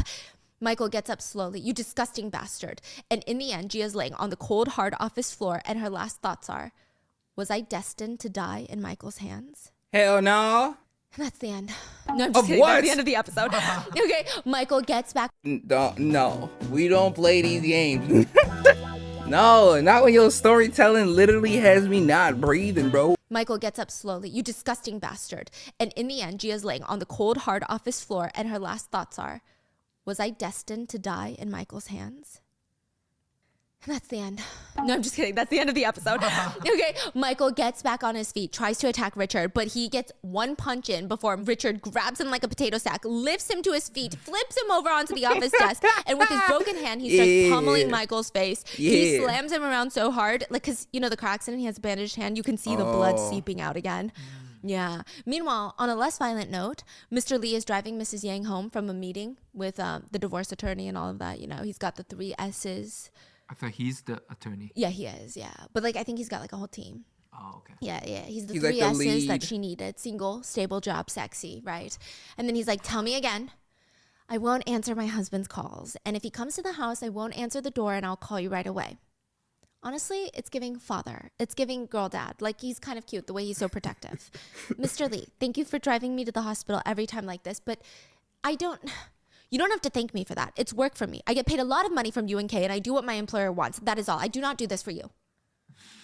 Okay. Hey. Okay. Oh, God. And she's about to Like, get all right. out. But then she stops and says, but you told me that you cared about me. And Mr. Lee looks very annoyed. Okay. And he makes eye contact and he starts getting flustered and he says under his breath, so she still says everything she wants to say, huh? It's like Why am I kind of went into there? Right, bro. I'm like low-key very invested in their story. Mr. Lee is how I would be in a bro. I would go so above and beyond for my significant other, but don't talk about it though. Not only don't talk about it, but I'm gonna make sure that it's not a big deal in your eyes, bro. I was already in the area. Like, it's fine. It doesn't even matter. Like, I'm gonna be busy after this anyway. Yada yada. You know what I'm saying? This nigga, I like their relationship or whatever they got going on. okay. And he makes eye contact and he starts getting flustered and he says under his breath, so she still says everything she wants to say, huh? It's like Why am I kind of went into their Right? their storyline? Yes, I was getting more into that. Are we just old? Like, why are we into the Ajoshi storyline? You I'm know what into I it mean? too. Like, Gia Am I and Richard are getting- the young ones, and we're like, Yeah. give us that like old slow pace. Yeah, we need a season 2, but on them. Yes, and on Hannah and LB. That'd be They kind of don't start hard. dating. They're gonna They start are? dating? Yeah. So it's like a cute little That's moment why Hannah got interrupted by a call jealous. from Richard to Mr. Lee at this hour. Hello? What is it? What's wrong? I'm at the police station. The police station? I'll be right there. No, go to the hospital instead. So Mr. Lee and Mrs. Yang exchange glances and they immediately rush over to the hospital. They sprint through the hospital, the emergency department, and they find Gia on a stretcher, unconscious. Her eyes are red. Her face is pale. She's got bandages around her neck. And the nurse comes in. Her breathing and pulse are stable now, but she has a fever. So we'll check up on her when she wakes up. It was an assault, so she came in with the police. I'll get you her record. Meanwhile, Richard is sitting back on the floor after his one free phone call because he's been detained at the police station. And in the cell right next to him is Michael, like literally just separated by bars. And it's funny to see them in like these suits, just like in jail. Right. 2 boys sitting in a jail. They might kiss. Right. Okay? And just like the voices in my head, Michael won't shut the fuck up. Hey, I'm gonna ruin your life. Okay, so brace yourself. I'm gonna tell the media. Third generation Chiba assaulted me. You can't cover things up these days. I have nothing to lose now thanks to you. Bro, you sound stupid. But isn't Gia too inferior to ruin your life over? She's nothing but skin and bones anyway. What's there to look at? I will come through them Richard fucking looks like he's bars. regretting not killing Michael back at the office. He's On like God. facing the wall trying to zone him out, but he keeps going. He I keeps will yapping. shoot you, He's nigga, Mr. like- fucking yaps a lot. Mr. You want some advice? Don't trust Gia. Nigga, Do you I know don't why I wa- went mad in the head? Gia makes people lose their minds. I can believe that. Richard finally has something worth saying. Gia and I aren't the only ones that ruined you. It's your trash personality. True. Look how you beat me up. Is your personality any better? You can't just beat people up just because you can fight. I mean, It's a bit rich considering what you did to a Yeah? woman half your size. yeah, you can. What? Oh. Richard stands up, so now his 10-foot frame is skyscraping above Michael. You seek equality when you're at a disadvantage and strength when you're at an advantage. I hate using my strength, but never on you. And after Richard, alpha male CEO, Fortune 600 executive of your Panini, finishes asserting his dominance, the doors Panini? of his cell swing open and the police officer lets him out. Mr. Lee, obviously, bails him out. And when Richard starts to leave, Michael starts to panic. Well, what about me? Why can't I come out? What about me? Nigga, you're Yeah, because irrelevant. that's how it fucking works, Michael. Michael is really acting like Mr. Lee should have bailed him out too. Like he didn't just try to strangle Gia an hour ago. Like, I'm sorry, what? What world is this nigga Richard live in? turns back to him and says one last time, do you really think you can't go any lower? You're wrong. Michael is screaming out of his cell, one law for the rich and another one for the poor. Meanwhile, Mr. Lee is trailing Richard's lead while they're walking out of the police station. Richard does not spare a single second. CEO is on his CEO shit. He's throwing down some executive orders. Michael is fired as of today for assaulting a colleague and violating the rules. Find anything else you can on him. I checked during his affair incident, Richard. Unpaid corporate credit card statements, and he illegally treated clients. Good. Doesn't he have company loans? I'll ask the bank for a repayment request. I'll add assault, injury, and anything else that I can think of. He's and done. Gia Kang, she's at home.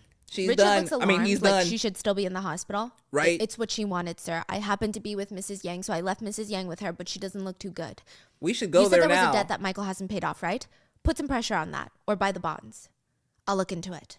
So Richard leaves Mr. Lee to handle all the details, Man, and he let's rushes just back kill home to this see nigga, Gia. bruh. And as he's Like- walking in through the front door, he sees Mrs. Yang heading out. How's Gia? She's not looking good. I think she'll be better if she sleeps, so I'm gonna go grab some milk for her. There's nothing to eat in her house. Are you okay? Yes, thank you. I'll take it from here. You should go home and rest. Y'all, Mrs. Yang wasn't lying when she said that Gia's not doing good. Gia's having a panic attack. She's on the couch, knees to her chest, and her hands are covering her mouth as she's hyperventilating. And then she Why? starts rubbing her chest with her fist, but then she starts punching Oh. herself and she starts punching her chest harder. I think it's more like she's trying to breathe or Breathe, something. yeah, type of I- punching, or she's like yeah. just so upset and frustrated. And then her I feel arm her. freezes midair, and we see a strong, powerful CEO billionaire hand wrap around her Panini. wrist. And she's like, Richard. And he doesn't say anything. And he just hugs her. And she's bawling. And he's Aw. like, I'm sorry. I'm sorry for everything. And she's got snot in her nose. But she looks at him, and his lip has the world's tiniest little cut. Like he could have gotten it from biting his lip a little too hard while trying to seduce Gia. But she freaks out. Were you hurt? What is that? Richard gently grabs her hand and kisses the back of her hand. And she just melts into his arms. And yeah, they go to sleep that night like that. Meanwhile, Stacy's trying to make her next move, her best one. Now that she's about to divorce Michael, she's going to make sure that her future is secure. I mean, she did just blackmail her dad and Gia's mom to kill her best friend Gia, so she needs to do something a little different. She gets dressed up, heads into her, and she walks down this long hallway. It looks like the hallway of some really upscale hotel. Y'all Actually, be it looks like the plans, hallway douchey. of like a Oh my- swingers hotel. Like really cool. Like a, huh? Like BDSM vibes, you know? Oh, You know what I mean? I'm not judging. I think it's cool. It's like a vibe, but like you just know what kind of person she's gonna be meeting. It's not gonna be her pastor, okay? That's for fucking sure. She does need Jesus, but it's not gonna be her pastor. She walks in, Don't red need the carpet, Lord everything, for real. everything is red. Even the sofas are blood red, and the woman sitting across from Stacy, Yura. dressed head to toe in red. Yura. oh, Yura. Hello. What happened, cuz? Yura looks Stacy up and down. Is that all? Surely that can't be all, considering you called me because your husband's in my care. That's kind of too weak of a greeting, isn't it?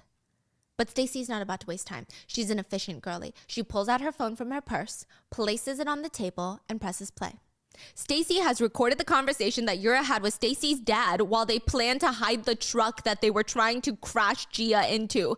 And they literally talk about it like that. Like there's no code words. It's just like, oh yeah, the car that we were trying to commit vehicular homicide with, pummel Gia with, murder homicide her ass. Oh my God. That one? Yeah, we're gonna get rid of it. Like basically talking about it like that. What? So Yura's eye starts to twitch. First, Yura looks shook that even Stacy managed to record that call, and then she looks even pissed off that she's being threatened by a commoner. Right.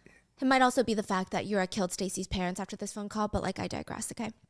Whatever it is, Yura doesn't like it. She's sick of this shit. Stacy smirks. Poor people always try to keep a record as insurance. What do you want? Do you hate that I'm taking care of your father? Now that crushing Gia and killing her isn't so simple anymore, and you suddenly say, don't do anything. And then Michael suddenly asked me for a divorce and my dad won't pick up, so I realized I'm the one getting screwed over. Judging by the look on your face, you're nothing special. Wait, who's saying that? Stacy. Right. Saying that To Yura. To Yura. Yeah, that's like, Nothing special. Oh, yeah. whoa. Goddamn. The look Whoa. on Yura's face is like, I will dismember your entire bloodline right now and no one would ever know, okay? But Yura decides to keep it quiet. So I get to ask the questions now, Yura. What can you do for me? We don't know what Yura says, but Stacy leaves shaking with anger and Yura's bodyguard walks in to check on her and she's pissed. Yura's sitting there and she asks to nobody in particular, are the shrimps in Korea poisonous? Why don't they know their place? Have their parents' bodies been found? I'll check the police report. Make sure there's no news about Stacy's dad being dead. Stacy shouldn't feel threatened right now. Michael and Stacy, can we take care of both of them at once? Speaking of the devil, Michael decides to use his only phone call on his rich mommy, Yura, and she rolls her eyes and takes a deep breath before she even picks up the phone. Hello? I'm at the police station right now. I'm sorry, but can I please ask you for a favor? Yura's obviously not going to do the dirty work herself, so she sends her bodyguard to bail Michael out. It's the next day, so it's like sunshine and rainbows when he gets out, and the bodyguard's pissed. You got out, but it's pretty serious. We may not be able to cover this one. What? What are you saying right now? You can't cover the fact that I tried to strangle Gia? It's not what we agreed upon. If we have to fight UNK head on, the burden on Miss Yura will be too big. The bodyguard starts walking away, and it's giving, find your own fucking ride home. Oh, But God. Michael's pissed. Yeah. What's with the attitude? Why do you talk to me like that? Who do you think you are? You're not the VP of Cloud Air. Nigga, you're a nobody Bodyguard's yourself. done with Michael's bullshit, okay? He turns around and he punches Michael in the face. Michael's hunched over, Like, please kill this nigga. I'm tired of this nigga dead ass. Like, I'm not even joking no more. Him and Mr. Kim, they both need to expire. Okay? The bodyguard starts walking away, and it's giving, find your own fucking ride home. But Michael's pissed. Yeah. What's with the attitude? Why do you talk to me like that? Who do you think you are? You're not the VP of Cloud This Air. nigga quickly, like, Bodyguard's done with Michael's bullshit, okay? He turns around and he punches Michael in the face. Michael's hunched over, grabbing his nose. I feel like this is fan service, okay? And he's like, hey, you're not either, so don't be rude. Unfortunately, Michael's still alive. Just like What? general statement, he's still alive. And he gets back on his feet and he headbutts the bodyguard. And now the bodyguard's on the ground with blood running down his nose and Michael's on his feet. You only know how to fight in the ring, so you watch your mouth. You're just Yura's henchman. Don't act like you're my boss. And he spits on the bodyguard and gets a taxi home. And in the taxi, Yura is scolding him. Why would you give him a nosebleed? Is there a reason I can't? He gave me attitude, damn it. He's just worried about me. Since your wife came and threatened me today, you know, it was a little scary. What, my wife, Stacy? What about it? What did she do? She said you asked for a divorce. She's not going to go down alone, and she won't let you get away alone. Is she out of her goddamn... Oh, hold on. Work is calling me. Hang up. I got to call you later. While Michael was in the holding cell, Mr. Lee has been up all night ruining Michael's life, and he's about to get phone call after phone call in this taxi ride home. Hello? It's Mr. Lee from UNK. Mr. Park, I called to say that you're fired as of today. nigga. The way Michael shits in his seat, surprised, like he just punched the future CEO. What the fork are you acting surprised about? Like, Oh, it's so God. delulu. There's no way he was like Mr. Lee surprised is like, for real. you didn't come to work today, so the legal team has sent someone to deliver your written dismissal to your house. Mr. Lee is not playing because Michael gets a call from his mom next. Where are you? Someone from your workplace is here. They said that you're fired. They delivered your stuff in a box. What on earth have you been doing? Then he gets another one Mama, from UNK, but this it's time it's from like over. the banking division. I'm Your calling son to is inform you that cooked. your obligations to repay the UNK guaranteed loan is effective as of today. How much was it? Damn it. 100 Hangs million up. And the phone bands. calls are just a start. The appetizer, okay? He spends the whole ride declining phone call It's after over. phone call after phone call. And then he gets out in front of his mommy's house and he looks up and he sees 6 scary dudes in black suits and leather and gold chains. You never want to see a motherfucker in a suit and a gold chain because that man does not have a legal business. That no. man does not have an LLC, okay? Nope. I mean, he could. I mean, he could, but he very more much than could, likely- but not in Korea. Not in Korea. More The than gold likely. chains and the suits, gangpe. That's what you call it, gangster. They're just Gangpe. casually standing on the curb. They're doing the kimchi squat. They're spitting on the floor. The kimchi squad. If I saw What that, is- I would shit my pants. Actually? Yeah, yeah. Okay. When Michael gets, sir, why don't you pick up your call? They all start circling him, like literally, like a cheerleader circle around Michael. This why you When need a trust blinky. is gone, we get a physical rights waiver signed, you know?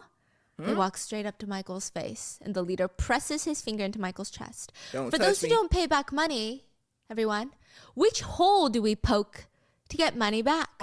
All of them. Hole? What hole? There's eye holes, Pretty sure mouth Michael gives the holes, loan shark some nose holes. convincing excuse ear because they holes, barely rough him up. Like no holes were butt touched. holes. He's just rubbing a hard-boiled egg over his beaten and bruised face, and he makes his way back into his mommy's guest bedroom, and he's going through a lot, okay? He's a survivor, he's a hustler, he's an entrepreneur because as soon as he gets back into his apartment, he's looking at Stacy's financial statements because let's be real, what's a wife worth if she's not worth some money? So he shuffles through her bank statements. She's cleaned them all out. She's emptied them so he can't get access. But then he remembers Stacy telling him that she has money in stocks. Oh my God. So he goes to the computer and starts praying to every single divine entity that he can think of. And Nigga, nobody answering you. He tries to get into her investment account. And the fact that Michael can guess her password on first try is so alarming. Like, bestie, is your password? That's- Or is it yeah, like that- Gia die 1 2 3? Like, you know what I mean? And I guess wanna what? do it She 12, has like- been working overtime because she has $60,000 in stocks. If Stacy's got money, Michael's thinking maybe she's got cash. He starts rummaging through her drawers and finds a suspicious looking paper bag. Like, guys, this cannot be real. It looks like she went to the bakery, bought a croissant, threw the croissant out, and then stuffed 3 stacks of cash into the paper bag. She's not an evil mastermind. She's evil, but not a mastermind. At all. She's not okay? on Yura's level, bro. Anyway, it's like another probably $30,000 that he finds. And he's so excited. Oh, yeah. So he's busy stealing all of Stacy's money. Meanwhile, Stacy is using Yura's money to stay in a luxury hotel.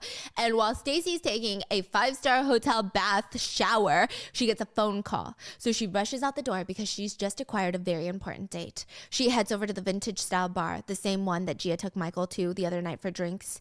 And there she sits with a little cocktail waiting until Richard walks over and sits right next to her. It's been a while.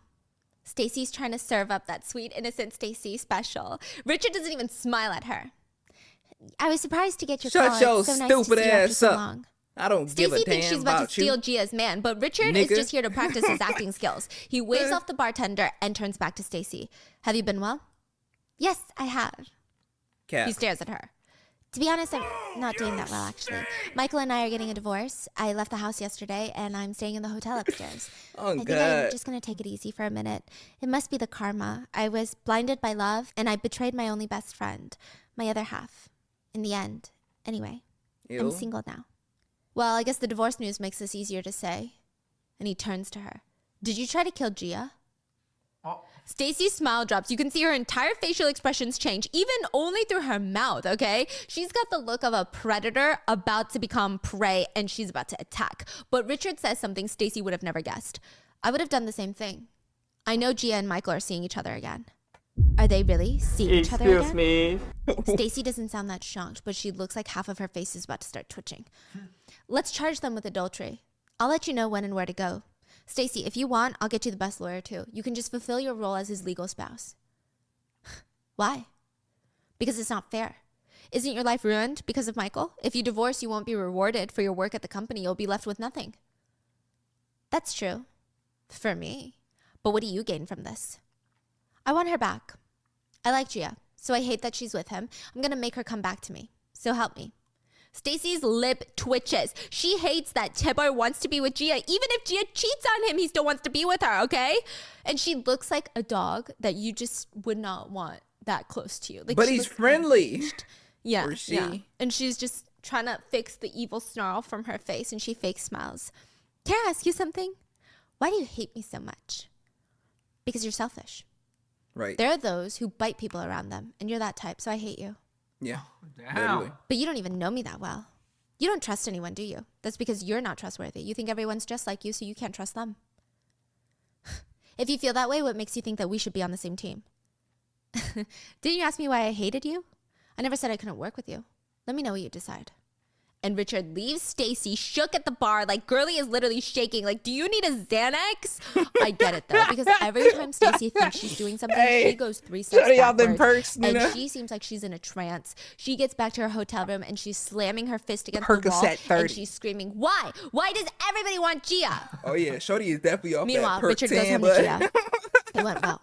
As you said, she asked me why I was helping her. I didn't think she'd believe me if I lied, so I mixed in some truth. Everything I said was true, except for the fact that it'll be Yura and Michael instead of you that she finds. Also, there's an insurance policy provided to company employees, a family life insurance plan. It compensates yourself, spouse, and immediate family if anybody dies. Meaning if Stacy dies, Michael could get insurance money. Ooh, but I Michael got noticed we'll go to fired. Michael soon. He doesn't know that such insurance exists, but he will soon. But he. Oh, I see. The wife's company insurance policy. The stage is being set. So Gia and Richard, they're setting the scene. They're puppet masters.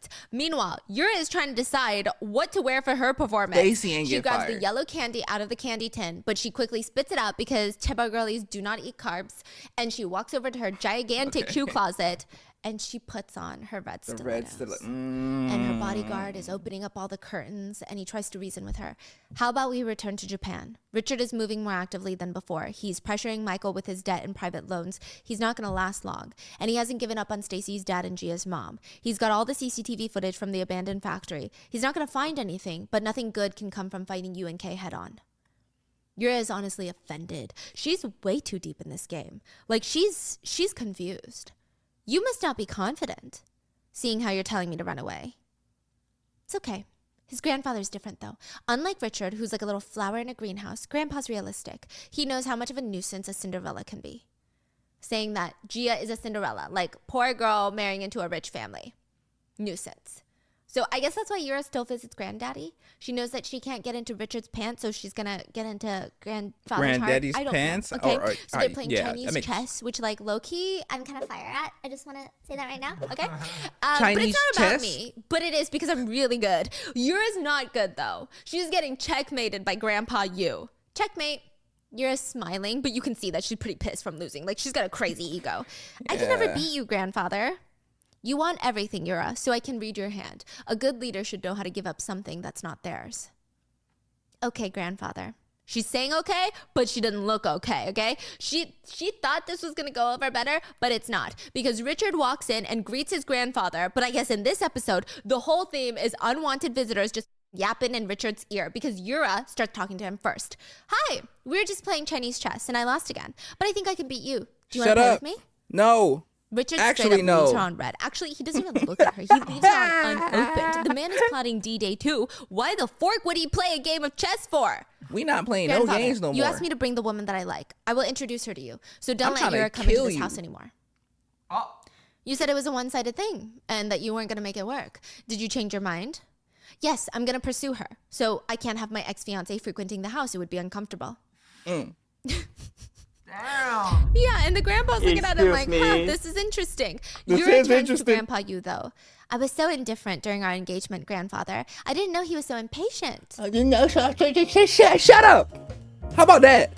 You always just yapping and trying to politic your way out of every situation. Yura. Damn. She pissed me off too now. Like, him, Michael, and Yura. Kim need to die. Michael need to die. Yura need to go away somewhere far. Preferably Jupiter. Or the sun. Like, Yeah, and the grandpa's looking at him like, huh, this is interesting. Yura turns to Grandpa Yu, though. I was so indifferent during our engagement, grandfather. I didn't know he was so impatient. And then she turns to Richard. People like us can't marry for love now, can we?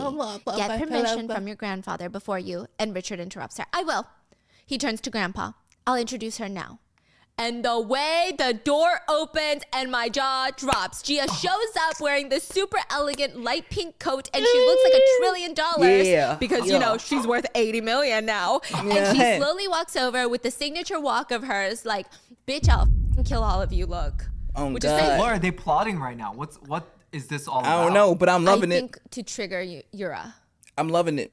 And to get the grandfather on Hey, her side. So I'm with it. actually, here's what's interesting. The grandfather doesn't like that she's too weak.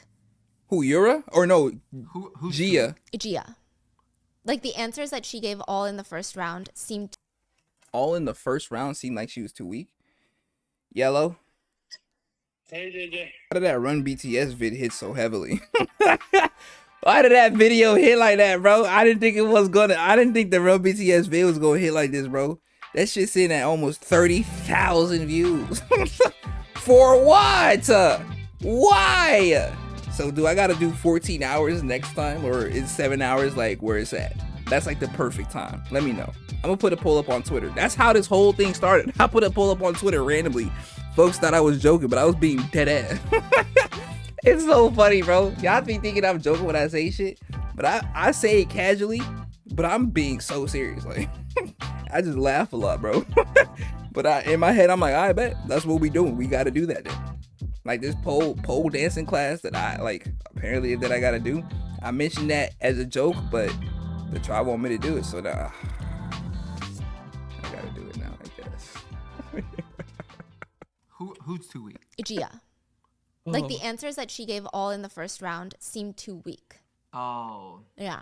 Mm-hmm. Now Gia's Interesting. like coming in strong Yeah. now. And he She's a likes powerhouse. it. Exactly. Oh. And she gives grandfather Yu a bow, doesn't even look at Yura and says, "Hello, I'm Gia Kang." Yeah. Okay. Crazy. So Yura gets Wait, yeeted who's out of she the house risen up? and she's now Okay, plotting her never mind. next half-ass murder attempt. Her bodyguard is trailing behind her, waiting to just pick up all her shit. And she's screaming, "Let's get rid of Gia Kang. You're not going back to Japan? Like, you in other words, AKA, you can't just kill everyone that bothers you, bitch." But she's like, "I can't live with myself if I lose. Why do I have to feel this way over those little cockroaches? I should have handled this myself from start to finish. It's giving me a freaking headache." She dramatically storms off, looking at her bodyguard like he's the reason all of this is going wrong. But Richard sneaks up around the corner and he hears everything. Meanwhile, Gia's in the trenches. Grandpa Yu is looking like he needs In an the Advil right about trenches. now. And he remembers the first time he talked to Gia. And there was one part where he was asking her about how to face obstacles. And she says that she does her best and the rest, well, it is what it is. And he didn't like that. What the fuck do you mean it is what it is? Okay. Yeah. And so, yeah. Anyway, he said, "When I met you last time, there's something I didn't tell you. Powering through isn't the solution to everything. I'm aware that my grandson gave you a lot for seeing him so briefly. It's time for you to step back and say, it is what it is." Being like, take the money and step back, lady. Grandpa Yu obviously found out about the money and like, you know. And she says, "So you knew. You know I gave him hell for that. Don't worry, sir. It'll never happen again." Grandpa Yu looks kind of surprised. "He lacks so much. You've spoiled him too much. He only knows how to work. He has no concept of money. And honestly, I was flustered because he's like one of those rich boys." What are you trying to say right now? Oh, God. But I like that about him. To tell you the truth, I also lack a lot. When I thought he was the perfect third-generation Tebar, he seemed like this unreachable, cold person. But no, Richard is foolish. He can get angry, and he can be messy, and he can be a big little baby. He gets embarrassed, and he acts like a kid sometimes. But seeing those sides of him, I thought we could do well Humanized together. him. Yeah. I want to be happy feel with you. him, sir. Please give Richard to me. Oh shit. Hey. Grandpa Yu actually likes it. He be smiling. So I think it's like elements. She's coming on strong, but also He be I think smiling. she's like describing him as very human. Yeah, she Like humanized he's him. in a little spoiled brat that acts like a baby, but like low-key I kind of love him, Grandpa. Shit. Like, that's the vibe. So Yeah. you're telling me Grandpa's kind of a romantic dude? Yeah. Or maybe Yeah. he thinks, like, in order to run a company like that, you need a wife that, like, sees you versus just being, like, a As- yes girl that's like, Yeah. okay, fine, buy me a Chanel bag and, Nah, like, you do need whatever a- you want. You need What somebody if that's gonna talk to you as a Grandpa real was person. like, you know how like the marriage for them is all about power marries power, right? Yeah. What is if that? The other girl's kind of annoying, but Gia, not only she's strong, but she's also smart. She's like keeping him grounded.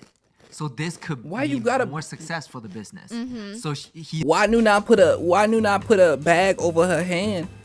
Is the chip like super duper spicy? I'd be curious. him grounded. So this could mean more success for the business. Mm-hmm. So This is true. he's maybe weighing it out in his mind. Like she may take the company to the next level Mm-hmm. rather than marrying him to the other girl. So good. So good, no? Mm-hmm. Like he's playing chess. He's I like playing the grandpa. Chinese He's chess, playing baby. Chinese chess. Exactly. Chinese He's smart. chess. He's strategizing. Foreshadow from the Chinese chess. Master. I love how invested niggas Math. be getting in this shit, Yeah. bro. I'm with it. Shifu. Shifu! I love it. Stop it right now! Shifu from Kung Fu And like, Panda? he seems really happy with himself, so you might be Master right. Because after the Shifu. youngsters leave, he's just staring out the window, drinking a whiskey and smiling What does whiskey taste Yeah, like? see, I don't think it's love though. I think he think this is better for the business. for the business. Like this is the one. Yeah. Yeah, So I for can the see first that. time, he seems genuinely settled, like not hiring PIs to stalk Gia. That kind of settled. But like, did you forget that they still have to go to work? Because I forgot. The next Oh. day, Gia's on top of her game at work. All the employees are Is that shit even a job, or is it just a congregation for all the drama? All the dramatic characters except for Yura pop up there, and I guess not Michael because he got fired. Man, fuck that nigga. Sorry for cussing. Yeah. genuinely settled, like not hiring PIs to stalk Gia. That kind of settled. But like, did you forget that they still have to go to work? Because I forgot. The I next did. day, Gia's on top of her game at work. All the employees are gathering around tasting LB's like little meal kit and shit. And LB, he's so distracted because he notices that Hannah's not there. It's like Where a is whole thing. He Where's moved she on at? quick. Yeah, like it's crazy that he was pining over his high school first love for like the past 15 years of his life, meets Hannah one time, and then he's like, who the f- is Gia again? Who are you? Why are you here? Where is Hannah? It's like kind of crazy, okay? It is kind of Anyway, crazy. Gia walks him down to the elevator, gets back up to the 16th floor. The elevator doors Hold open, on. and it's f***ing Noona, I gotta say this for all my people going through a breakup. Listen, it may feel like that person was your person. On God, it may feel like that. You will find somebody, and I feel like we need to be not afraid of accepting that there are multiple people out there for us. Let's be realistic. There's like 800 people on this planet. If you're going through a breakup, you may feel like you'll never be able to meet somebody like that again. You will. I promise you will. You just gotta heal, grow, get better, develop some habits, some routine habits like working out, doing something for yourself every now and then, and keep it pushing. You're gonna be straight. On God, you will. I'm telling you from personal, great experience. it's like a whole thing. He moved on quick. Yeah, like it's crazy that he was pining over his high school first love for like the past 15 years of his life, meets Hannah one time, and then he's like, who the f- is Gia again? Who are you? Why are you here? Where is Hannah? It's like God. kind of crazy, okay? I feel him though. I feel Anyway, him. Gia walks him down to the elevator, gets back up to the 16th floor. The elevator doors open, and it's f***ing Stacy. Gia just smirks and walks past her, but Stacy follows her down the hall. Why are you not picking up my calls? Why don't you pick up, huh? Nigga. She grabs Gia by the arm and forces her to look in her direction. We are not but friends. Gia gets right in her face. Why do I have to pick up your calls? Yeah, I get it. You were with him for 7 years, but he chose me over you. I'm sure it's hard to accept, but still, how could you seduce a married man? I don't I'm about give to a get fuck. divorced because of you. Gia, I mean, Stacy, you think I Gia care grabs about her phone Michael? and gives a call. Is this security? This is the 16th floor. An outsider is here. Take care of it. Oh God. What are you doing? Do you think I'm just gonna let Intruder. it slide? Intruder alert. Gia gets right in her face. Yeah. Why would I sleep with someone else's man? I'm not you. Right. You seduced Michael this way, so I'm sure you know it's best. But if you betrayed his girlfriend of 7 years, why didn't you know that he would do the same to you? Gia, I will put up posters here to make you two feel ashamed to work here. I'm not going to stand for it. Huh? That's too bad, because your husband was fired. So stop suspecting me and go be a good wife. Fold his clothes or something. Oh, that's right. You can't, because you two are divorcing. That's too bad. But you know what? Thinking about it pisses me off.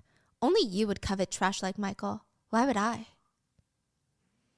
And she walks off. Damn.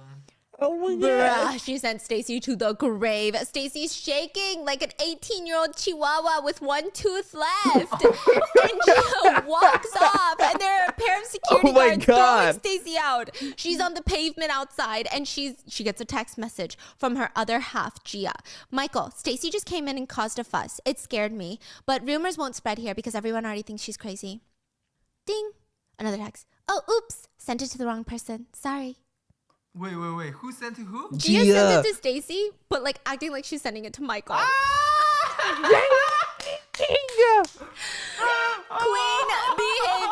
Queen behavior. And Stacy's about to lose it. Meanwhile, Gia and Richard are patiently waiting inside an empty office conference room, knowing that this incident is going to push Stacy over the edge. Richard tells Gia, Stacy's going to call me soon. And sure enough, he puts Stacy on speakerphone, and she doesn't even say hello. She's just unhinged. I'm gonna ruin Gia King. Have her, take her, marry her. I don't give a f. In return, she's gonna hit rock bottom first. I will make her beg. And then she hangs up. It's game time, okay? Meanwhile, Michael is back at his mommy's house when he gets a letter in the mail about the insurance money. Like, it's he scary. can get $500,000 if his spouse dies. Guess where he goes? He goes to Yura's penthouse, unannounced, insurance policy in hand, and starts begging for help. Kill my wife? Yeah, he's like, basically, if I kill my wife, then no one's blackmailing you anymore. And I get $400,000. Like, I get $500,000. So, like, let's do this, Yeah, right? like murder, like whatever. Yeah, and like Murder she's my looking at wife. him because she's a billionaire. So to her, $500,000 is like killing someone for $5. So she's like, this is really dumb right now. This is all so stoops. I don't even know what to do right now. Stoops. And Let's do it. yeah, but she's like very Nigga, you're stoops. I like that. I ain't gonna lie. And if you don't understand that I'm saying stupid, then that's why you stoops, nigga. Oh, I ain't gonna lie, Noona. You be saying some funny, quirky shit. I'm banging with it. I like it. I fucks with you. And you too. Are you drinking water?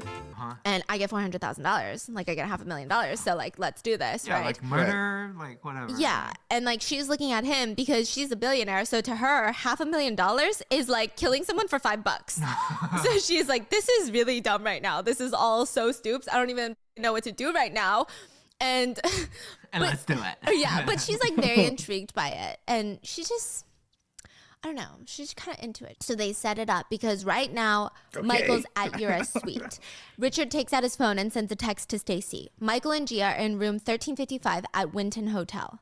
Stacy's hiding in the hotel lobby behind a column, waiting for Gia to arrive. Gia struts out of the taxi, walks straight to the elevator. Stacy follows her every step, and once she gets in the elevator, she sees that it's going up to floor 13.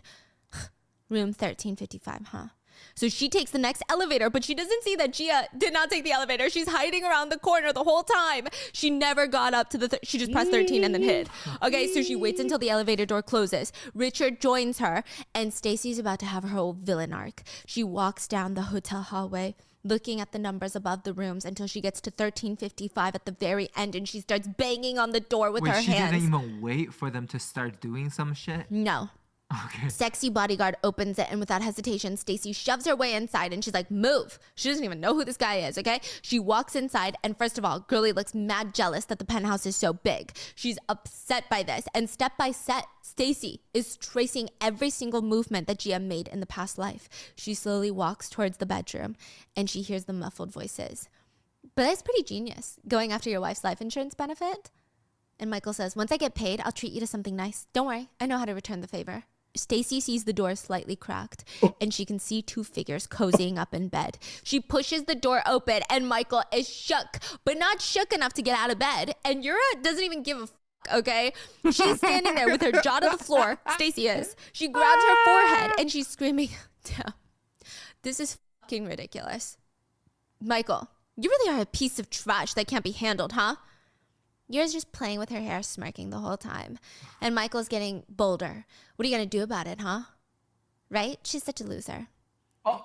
Yura, I'm going to send the voice recording to the police. Where's my dad? Did you kill him? 2 neuron Michael suddenly looks at Yura like, oh my God, are you a murderer? And then he's like, wait a damn minute. Kill him. Did you? But nigga. I mean, Yura doesn't even look innocent. She looks like, yeah, I did, and so what?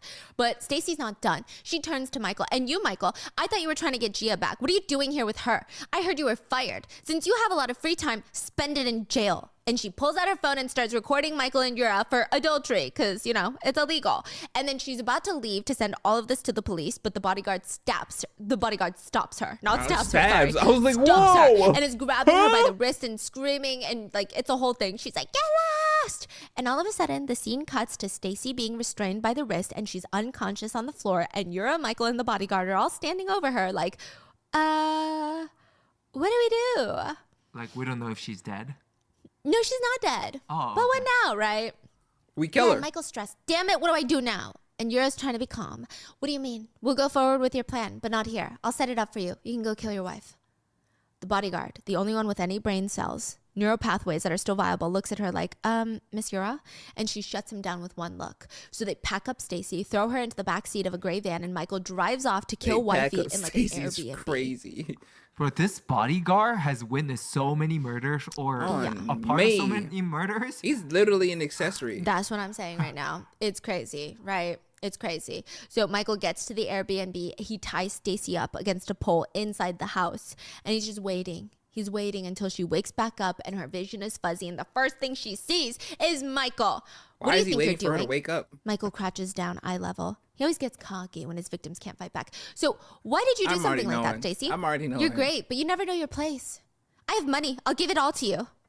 Michael stares at her, kind of pitying her, kind of amused. If you kill me, do you think she's going to leave you alone? She's going to kill you too.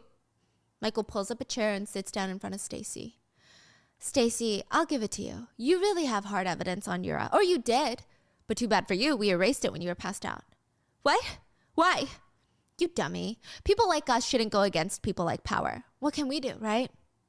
Michael grabs Stacy's purse on the dining table, pulls out her phone, pulls up her investment account and her bank account, and you have no money. Her account is zero. Bro could not have even left a complimentary dollar. Like nothing. What is that? It wasn't your money anyway, okay? Stacy starts panicking because, you know, they're married. He thinks it's his now. Oh.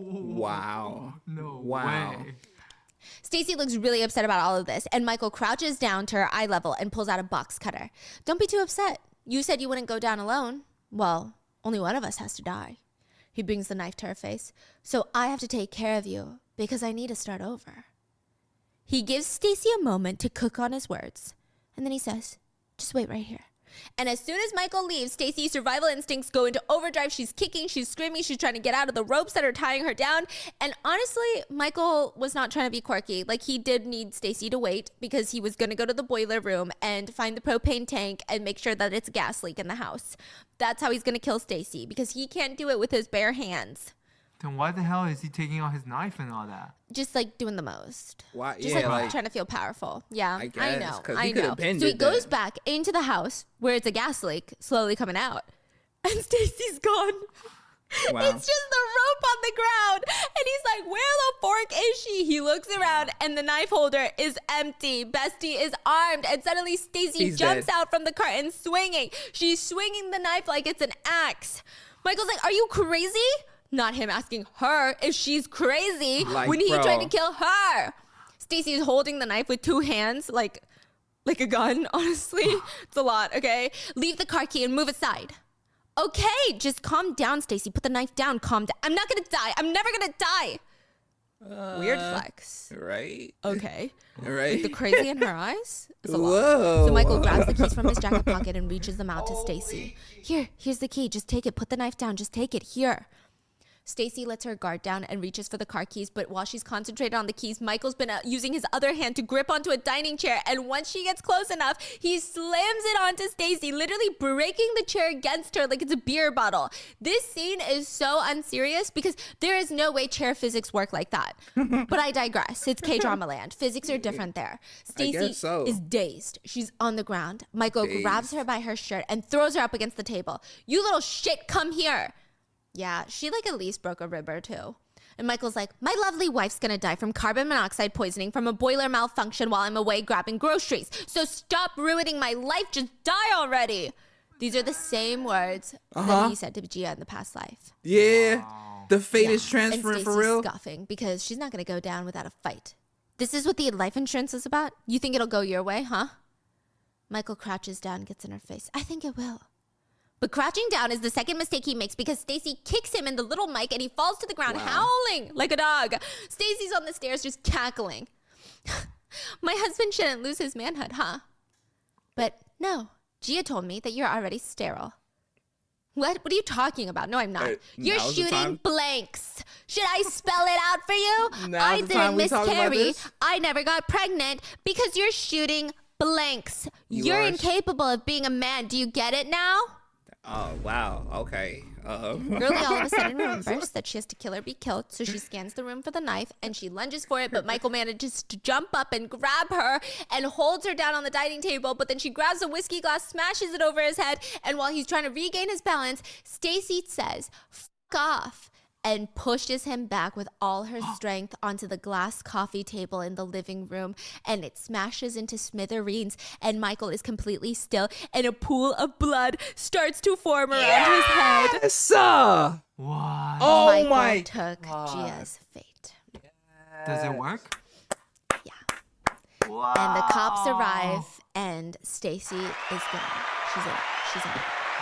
The next morning, Richard is in the office when he gets a call from Mr. Lee. I think Miss Yang's divorce suit is getting easier. The evidence of the affair on the SD card, I don't know why, but there's video now. The dash cam, it used to only be audio, but suddenly there's video. Suddenly. Suddenly? Oh, Richard gets suddenly? it because fate is no longer in Mrs. Yang's side. Like, she's no longer going to get killed by her husband. She can leave him, you know? Because someone else took Gia's fate. But Mr. Lee doesn't know. He's like, why the f did the video come back? Like, I don't understand what's going on right now. Anyway, while Richard's on the phone, Gia gets a text message about the news that Michael's dead. And she looks at Richard, and they go to talk in the office. I Kiss. checked the police report. He fell over a glass table and died after hitting his head. With the evidence, the police are looking for Stacy Jung as the prime suspect. But the security cameras didn't work, so they must find out what happened. Are you going to go to So the funeral? she going to jail? She is. Because Why? how can you not attend your murderous funeral, right? So she's in all black, and she's just staring at his empty funeral little section with his going to little piss funeral on his- portrait, and she asks herself, Run. I thought about how nice it'd be if you were dead. I would explode with anger back then. Back then when disappointment and despair and betrayal were the only things in my life, I spent all night wondering why you were like that to me. But then it ended like this. And Gia thinks of all the moments that Michael tried to ruin her. On her way out, Michael's mom walks in. She looks at Gia. She looks desperate. She looks genuinely upset. How dare you come back? If you didn't betray Michael, he would have never married Stacy. She killed my son, that bitch. She ruined my precious son's life, my poor boy. And she falls onto the Hey, ground crying. Grandma. That's like the whole thing. Anyway, Gia goes back to work because she's On still got to God, work. anyway. Michael's death is all over the news, so gossip starts to spread at UNK, and Gia's in the back corner of the elevator when she hears some coworkers whispering, "Isn't that Stacy from marketing? Don't you remember? No, they look just alike. Look at that picture. They're looking for her. She's AWOL. Accused of killing Michael. She married Michael, remember?" Wait. Stacy went back to... Michael's death is all over the news, so gossip starts to spread at UNK, and Gia's in the back corner of the elevator when she hears some coworkers whispering, "Isn't that Stacy from marketing? Don't you remember? No, they look just alike. Look at that picture. They're looking for her. She's AWOL. Accused of killing Michael. She married Michael, remember?" She looks uncomfortable, Gia, because Stacy's on the loose. That night, Gia and Richard are in bed together listening to the news, and it's been a day since the police put out the bulletin on a bolo on Stacy, the prime suspect, but her whereabouts are unknown. And Richard is trying to switch Blue off the channel Oscar, to something else, but Gia's like, "No, I can handle it." But Richard, he's not liking this. He's anxious. He tells her, "I feel uneasy. You're too nice, Gia, so you wouldn't know, but some people don't know when to stop. Unless you stomp on them completely, they will never stop." And of I adopt that method for all things. For all people. You gotta say it all. You gotta let everything that you gotta say out. If you trying to stop somebody, then you gotta stop them all the way. Especially, and I'm specifically talking about enemies. You never leave an enemy alive. We speaking about like in warlike situations, not just we're civilians. I'm assuming if you're watching this, you just like me, you know what I'm saying, a regular human. But in war, you leave no enemy alive. Shit, even not in war, even in certain hood-like situations. Never mind. I never killed anybody, on God. My soul does have some black spots on it, I'll admit. I feel like if you kill somebody, that removes a chunk of your soul, though. I ain't got no holes in my soul. I got bite marks in it, but no holes. And Richard is trying to switch off the channel to something else, but Gia's like, no, I can handle it. But Richard, he's not liking this. He's anxious. He tells her, I feel uneasy. You're too nice, Gia, so you wouldn't know. But some people don't know when to stop. Unless you stomp on them completely, they will never stop. And of course, freaking stressing me out, while Richard and Gia are cuddling, we see someone facing the building, looking at their windows, waiting in a black tracksuit and black baseball hat. It's Stacy, and she says, you can't be the only one who's happy. Gia, never. Hey, bro, I just try to combine Gia and Stacy. Thea. A black tracksuit and black baseball hat. It's Stacy, and she says, you can't be the only one who's happy. Gia, never. And now this is the moment that we've been waiting for, the finale, okay? I stopped everything for this episode. If I had diarrhea, I would hold in my poop to watch this. If I was in labor, I would tell the baby, you can wait another hour. If I was injured and had severe blood loss, I would ask the EMTs to play me this episode in the ambulance. But I digress, okay? There is no pre-gaming with this episode. No foreplay, no appetizers. We're getting straight to the meat. Okay. If Stacy is suspect number one, Yura is sure suspect number two. Since Michael practically adopted her as his mummy and called her on the daily. So Yura is sitting in the police interrogation room, and she honestly looks pretty unfazed. She looks around. This place sucks every time I come here. So I guess it's not her first rodeo. The interrogator walks in, drops a little notebook on the desk in front of Yura. I'm Prosecutor Choi from Criminal Division 3. Yura just nods and gives him a pretty smile. You're born with a diamond spoon. You're pretty and probably well-mannered, so you're treated nicely. Yura's nodding along, but she's honestly pretty bored. Everyone treats you nicely, so nothing's hard for you. But things are different now. Everyone thinks that this is a formality, but, and it is, sir. This investigation is just a formality. Look here, Miss Oyura. And the prosecutor slams his fist on the table. But whoever was cast to be this prosecutor did not eat at all. He came to set full constipated. He did not take a single bite. Nothing was eaten. It was just like, no. That was what he did. Yeah. Listen here. No wonder Yura does not take him seriously. She's like, look here, prosecutor. It's not time for someone like you to act all big and tough. Do I look like someone who'd be scared after seeing you rush in here? I'm not a fucking idiot. She leans in like he's the one on trial. You're not sure about anything. Would it be easier for me to say what you want to hear out of fear, or should I just walk out on my own 2 feet?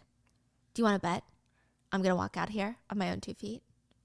And right at that moment, there's another knock on the door. The bodyguard rushes in, and it's Yura's attorney. Yura doesn't even look at them, but she walks out the police station on her own 2 feet, like a little free woman. 5 other men walk out with her, police officers, and they bow as she leaves. Goodbye, ma'am. Good night. Have a good one. Sorry about that. Oh, yeah, some dick suckers. They just handled it? Oh, yeah, God. She's rich. I don't know if that's some, like... I ain't gonna lie, bro. I do not care who you are. I'm not giving you respect based off of your status. I don't. Jeff Bezos could walk up to me and I'd laugh at his bald head. On God, on everything I love, bro. I don't care, bro. And it goes for everybody, every single person on this planet. Because who do you think you are? I mean, you probably somebody important, to be honest. Do I care? Just look at my face. Just look. Like, I'm telling you, bro, I'm literally too stupid to even care. You could be Muhammad Ali. That's different. You could be Muhammad Ali, and I'm Mr. Ali, sir. You're amazing. You're wow. You know what I'm saying? Like, there's. So I guess for people that I respect, if my mentor walked up to me and was like, "I love your videos." Oh my God. Oh, no, you don't. You don't know me. You don't know me.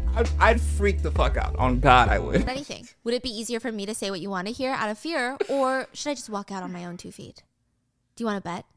I'm going to walk out here on my own 2 feet. That'd be a losing bet. And right at that moment, there's another knock on the door. The bodyguard rushes in, and it's Yura's attorney. Yura doesn't even look at them, But she walks out the police station on her own 2 feet like a little free woman. 5 other men walk out with her, police officers, and they bow as she leaves. Goodbye, ma'am. Good night. Have a good one. Sorry about that. We called them munchers. They just handled it. Yeah, because, you know, she's rich. You got mad water I don't around know you. if that's some, like, I love Korean that. shit or some Chaebol shit, but, like, it's a lot, okay?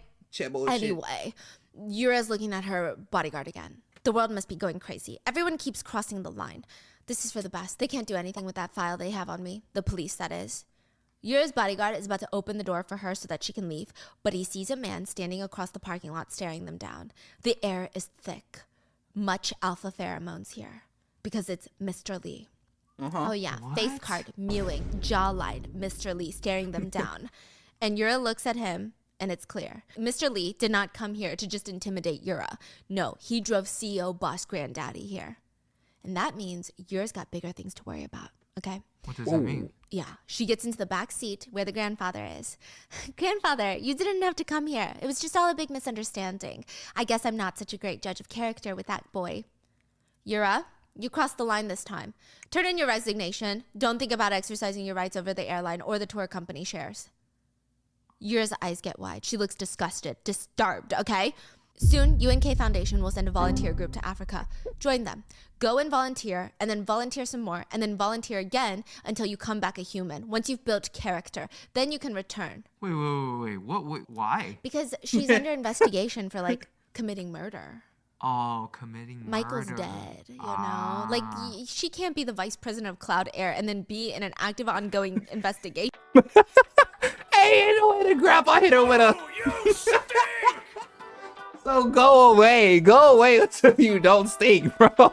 That's crazy. Like, she but can't factual. be the vice president of Cloud Air and then be in an active, ongoing investigation on somebody's death. But innocent until proven guilty, right? Yeah, but not in Korea. Like, you gotta at least step down. If it's like a murder God. investigation, On God, you do. come on, you gotta at Perception. least step down, no? Public perception matters. Yeah, and then the grandpa is like, and once you've built character, you've become a person, then you can return. I gave you the position and it ruined you. Still, it is a big privilege to have another chance. Keep that in mind. I thought they were just partners.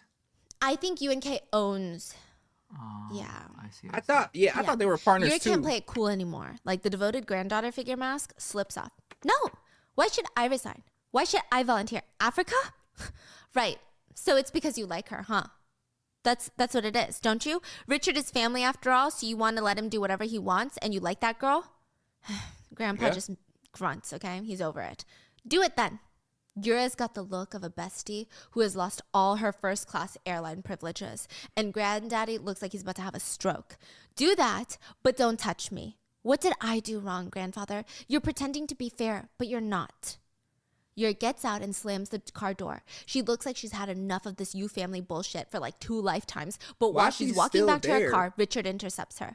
I told Grandfather it'd be no use, but he doesn't know you that well. What the hell are you saying? Forget it. I'm exhausted, so let's talk tomorrow. You shouldn't have messed with Gia. What? What did I do? Wait. Richard was gonna die. They need another person to die? What? What did I do, huh? No, even if I did do something. Yo, husband Mango, I forgot. You're so right. Thank you for saying that. Oh my God, such a great man, bro. We should all aspire to be like husband Mango. What? What did I do? Wait. Richard was gonna die. They need another person to die? Hey, husband Mango on time, boy. What? What did I do, huh? No, even if I did do something, do you have proof? Yeah, I do. Richard steps aside and Yura sees 2 very familiar faces stepping out of Richard's car. Is it the parents? What's wrong, Yura? Do you see a ghost? It's Yura Stacy's is dad staring and- straight at Stacy's dad and Gia's mom, who are most definitely not dead, but Yura distinctly remembers trying to stage their self-exit and hotboxing them in a van. Okay?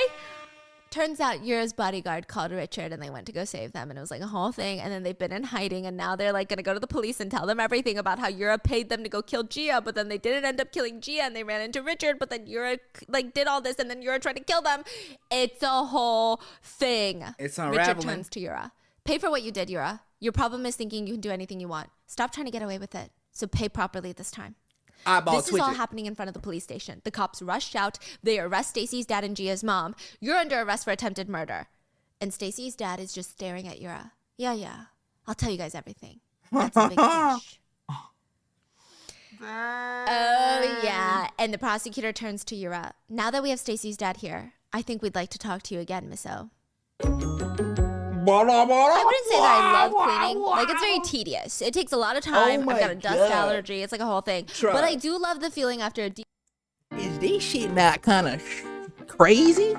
Bro, the way this is unraveling, I can't wait to witness all of this because I know I'm going to get just as mad watching this, even though Stephanie done told me everything that has happened in great length and detail, mind you. I know how tall Richard is. I know Yura looks amazing. I know Stacy eyes is going to be twitching in certain scenes, but I can't wait to see all of this, and I can't wait to feel just as mad, bro. We're not going to binge watch it today because I got other shit to do, but we're going to binge watch that shit tomorrow. Or maybe the day after that. We gotta do it soon though. On God, it has to be soon. Tribe, I need a new chair. This chair is not mine, it's my sister's. But I like the way this leans back and it also stays leaned back. Look. Wait, where is it at? Right here. See? It stays back there. I love that. Rocketmoney.com/baking. So while Yura's fighting for her life, Miss Yang literally is too. She wakes up from her cancer surgery and she sees that she's surrounded by all of her friends and family, her Real parents, her daughter, niggas. Richard, Gia, and of course, Mr. Lee. And she's way too weak to talk. So she just looks at all of them. Everyone has tears in their eyes and she gives them a thumbs up. And then afterwards, the parents and the kid leave. So it's just Mr. Lee, Richard, and Gia, and they're filling her in all the tea. Michael's dead. It's Stacy that killed, like, this whole thing. And she's like, goodness, Stacy did something like that? So you're telling me Michael's funeral was held downstairs in the hospital, but I had no idea. That feels strange. If I had known, I would have. Mr. Lee is not having it.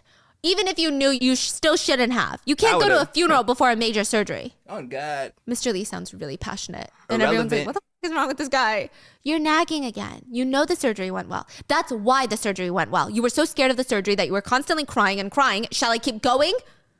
Gia and Richard are just staring at each other like, okay, are we looking into a mirror? Like, what's going on right now? On God. This is crazy. On God. Okay, but Richard changes the subject. Anyway, Mrs. Yang, since the SD card's data is fully recovered, things have gotten easier. The court will take... I thought he said STD. I'm like, whoa. What are we talking about here? But okay, never mind. We good. I don't know why my brain just jumped. It sounded like that's what she said. That's what Richard... Anyway, Mrs. Yang, since the SD card's data is fully recovered, things have gotten easier. The court will take recent threats into account didn't sound seriously that nothing your like husband has made, and it'll all work out well. You might even be able to get parental rights and full custody. Mr. Lee is angry. No, we'll get even more. We'll make him lose all visitation rights as well. Then my daughter will lose her father for good. Mr. Lee... He goes, but I will be their father. Mr. Lee realizes maybe he overstepped his boundary. A father that stepped up. Well, we don't have to do father. that if you don't want to. The choice is yours. And everybody looks at her and she says, no, I'm happy about it. She grabs Gia's hand and she says, when I got the surgery, it felt like I was dying. I couldn't see the end, so it was hard. And I was even betrayed by my husband at that time. But I got a new chance now, you know? And my husband, that bastard, he'll probably try to manipulate our daughter. He's never going to be helpful to her. I can't let her suffer like that. He is nothing but a sperm donor. And I'm going to stay strong. And Gia is crying and she's like, I'll try harder too.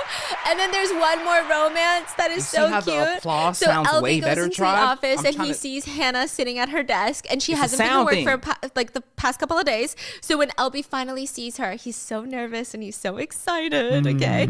And he's like, where's Gia? I came to talk about the meal kit and some of the changes that she wanted to make.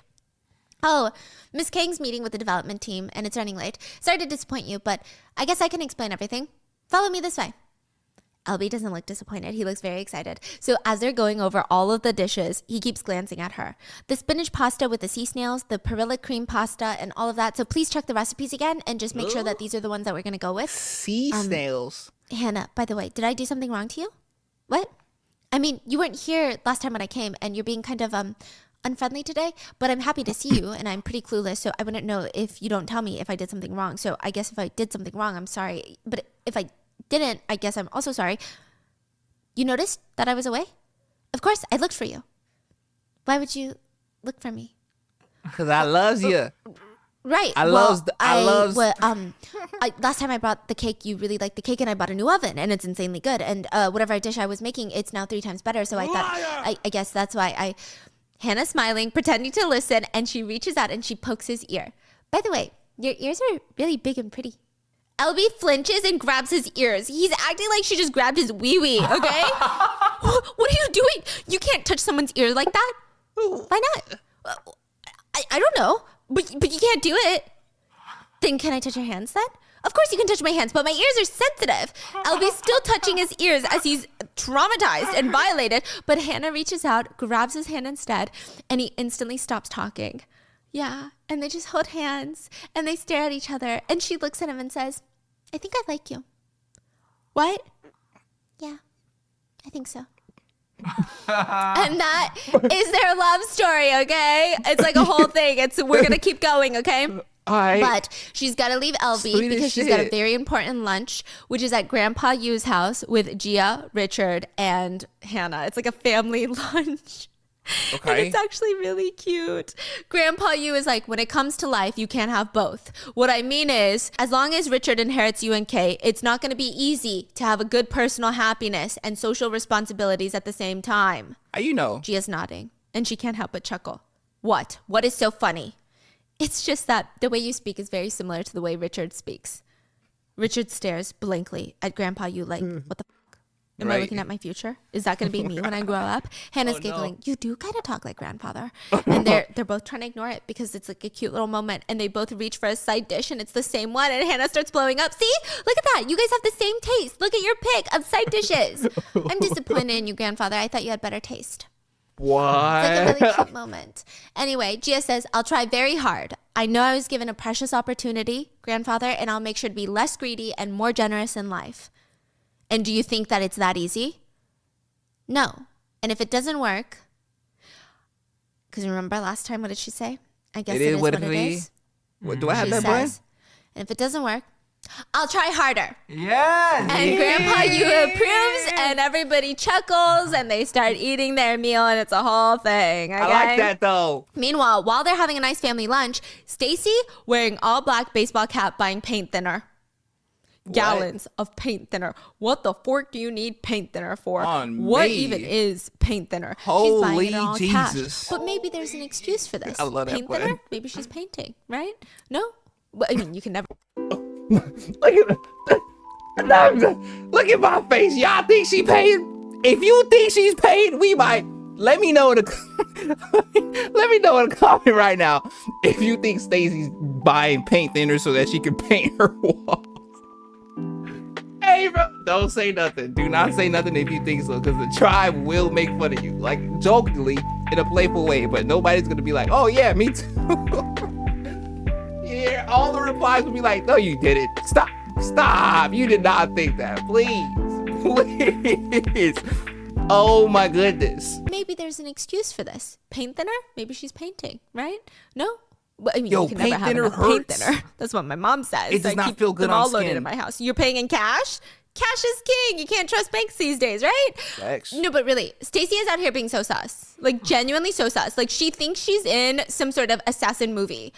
Yeah. She's not trying to Van Gogh with the paint thinner. She's trying to kill Gia and then go. What? Oh, Noona. Okay. Thank you. It was I ain't gonna lie, it was I. But I'm gonna keep it real. Of course, husband Mago gonna say pretty good. He's literally so in love with you. I can feel it through the screen.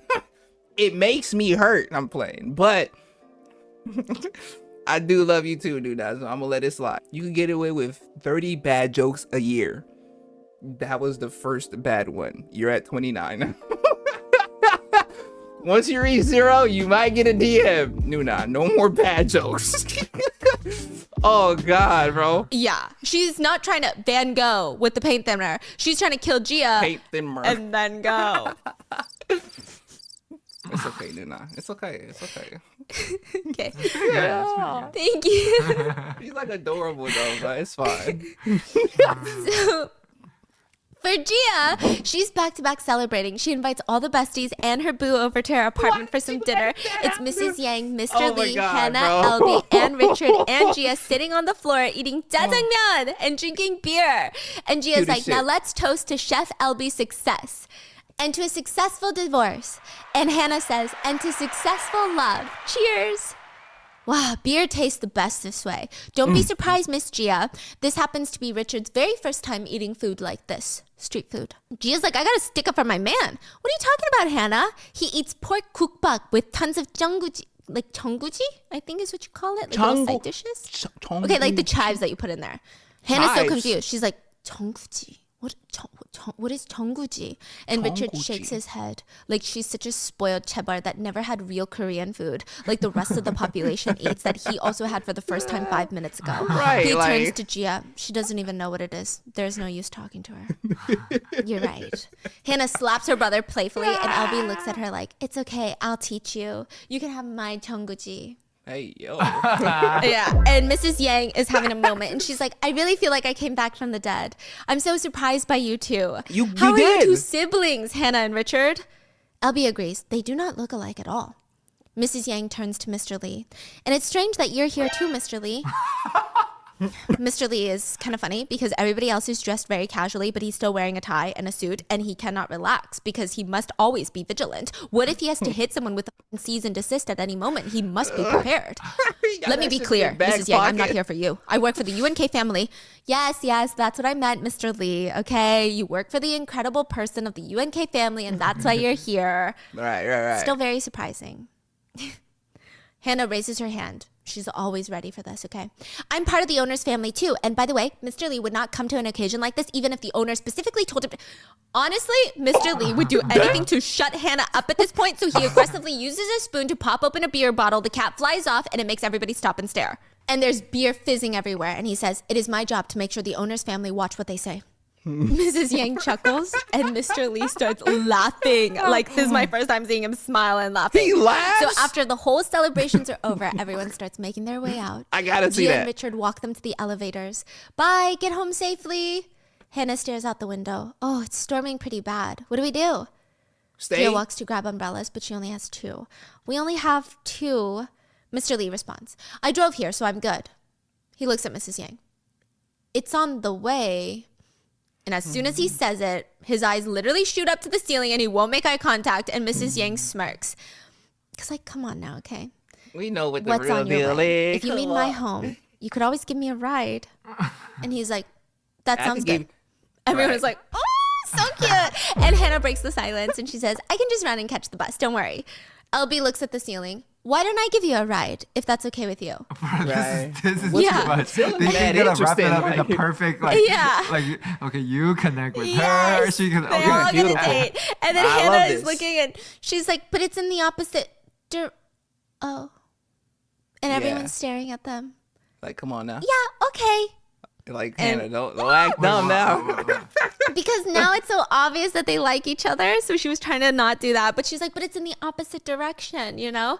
And then she's like, oh, yeah, okay, yeah, give me a ride. It's like so cute. Meanwhile, Richard is confused what the fork's going on. So the 4 of them, they get into the elevator and Gia's waving bye and she's thanking them for coming. And Hannah smiles at her. Have a good night's rest, Miss Kang. And you, Richard, go to sleep or whatever. And then the door closes because, you know, sibling energy. Right, And after the typical, elevator typical. closes, Richard has a moment of low brain activity. He's so confused. Why are Albie and Hannah going together? And earlier, Hannah said a toast for successful love. What is that about? Yeah. My yeah. goodness, you were so clueless. I'm going to go in, okay? I wouldn't And Gia even starts know heading what- back home. And I guess Richard isn't getting any cuddles. On God, me and Richard would be in the same boat because I saw my brother-in-law and sis kissing. I was like, whoa, what are y'all doing? My sis look at me like, bro, we're married for 15 plus 20 something years now, actually. I'm like, what? I was like in my head for a good, I haven't seen them kiss in years. They keep that shit real private, but they was just in the kitchen kissing and I walk in and I'm like, oh my God, family, y'all are related. Y'all are related. No, they're not, bro. My brother-in-law's white as hell. My sister is Haitian, bro. I got lost for a second. I ain't gonna lie to you, bro. I ain't know what was going on. But yeah. I get it. This shit, when it comes to family, bro. Not even family. When it comes to like relationships, I suck at recognizing when people like me, and also recognizing how I feel towards people sometimes. Like, I do suck at that. I'm not gonna hold you. And then the door closes because, you know, sibling energy. And Right. after the elevator closes, Richard has a moment of low brain activity. My sis said she hoped like Why are Albie and Hannah a going? spider crawl on my And face earlier, when I go to Hannah sleep. said a toast for successful love. We What was is beefing that though. about? Oh my goodness, you're so clueless. I'm gonna go in, okay? And Gia starts heading back home, and I guess Richard isn't getting any cuddles tonight because she leaves him next to the elevator. He's Why? standing there like, Albie likes Hannah? Why would he like Hannah? I don't What you mean? understand. What you mean, nigga? Gia goes back to her apartment to clean up, but the rain and thunder starts Hannah not a completely good, take like- over, and then the lights go off, and it's a fucking horror movie, and we all know what's about to happen, okay? And the doorbell rings. She walks over. Nobody's there. So what does she do? She opens the door. Why would you open the door? Yo. The survival awareness of some K-drama, folks, is below zero. Oh my God. I swear. I swear on my mother. It's bad. It's horrifically bad. It's horrendous. Okay? How many times you gonna get caught in this situation where you end up getting hurt before you start taking vigilance? Ma'am, I ain't trying to blame Gia, bro. Gia been through a lot. But it's like, come on, let's be more vigilant in certain situations, please. But also, if this is a gated compound, how is Stacy getting onto there so easily? What did Stacy do? Because let's not forget, and at the end of the day, Stacy is the bad guy. Gia just needs to be a little bit more aware. But I can't even be mad at Gia for that. She gets tased. Stacy comes in, tases her ass. She falls on the ground. She wakes up with a zip tie around her, okay? Stacy, she's got her full black leather fit on and some lipstick because she's out here to murder. She's out here to slay. But she has to slay in order to slay. Stacy is very busy, just like painting, like pouring paint thinner all over the place, all over the curtains. And Gia finally wakes up and she's staring at her. What are you doing? Oh, are you up? It would have been better if you stayed unconscious. Fire spreads more because of the curtains. Sturdy buildings are insulated, so, you know, I had to get more paint thinner. You need to study to do anything. You know that, right? Stacy crouches down in front of Gia and sets a lighter on the coffee table. Gia, I'm sorry. We can't do anything about it now. You always only think about yourself. Gia's freaked out because these are the exact words Stacy had told her in the previous life before she died. But instead of feeling scared, Gia chuckles.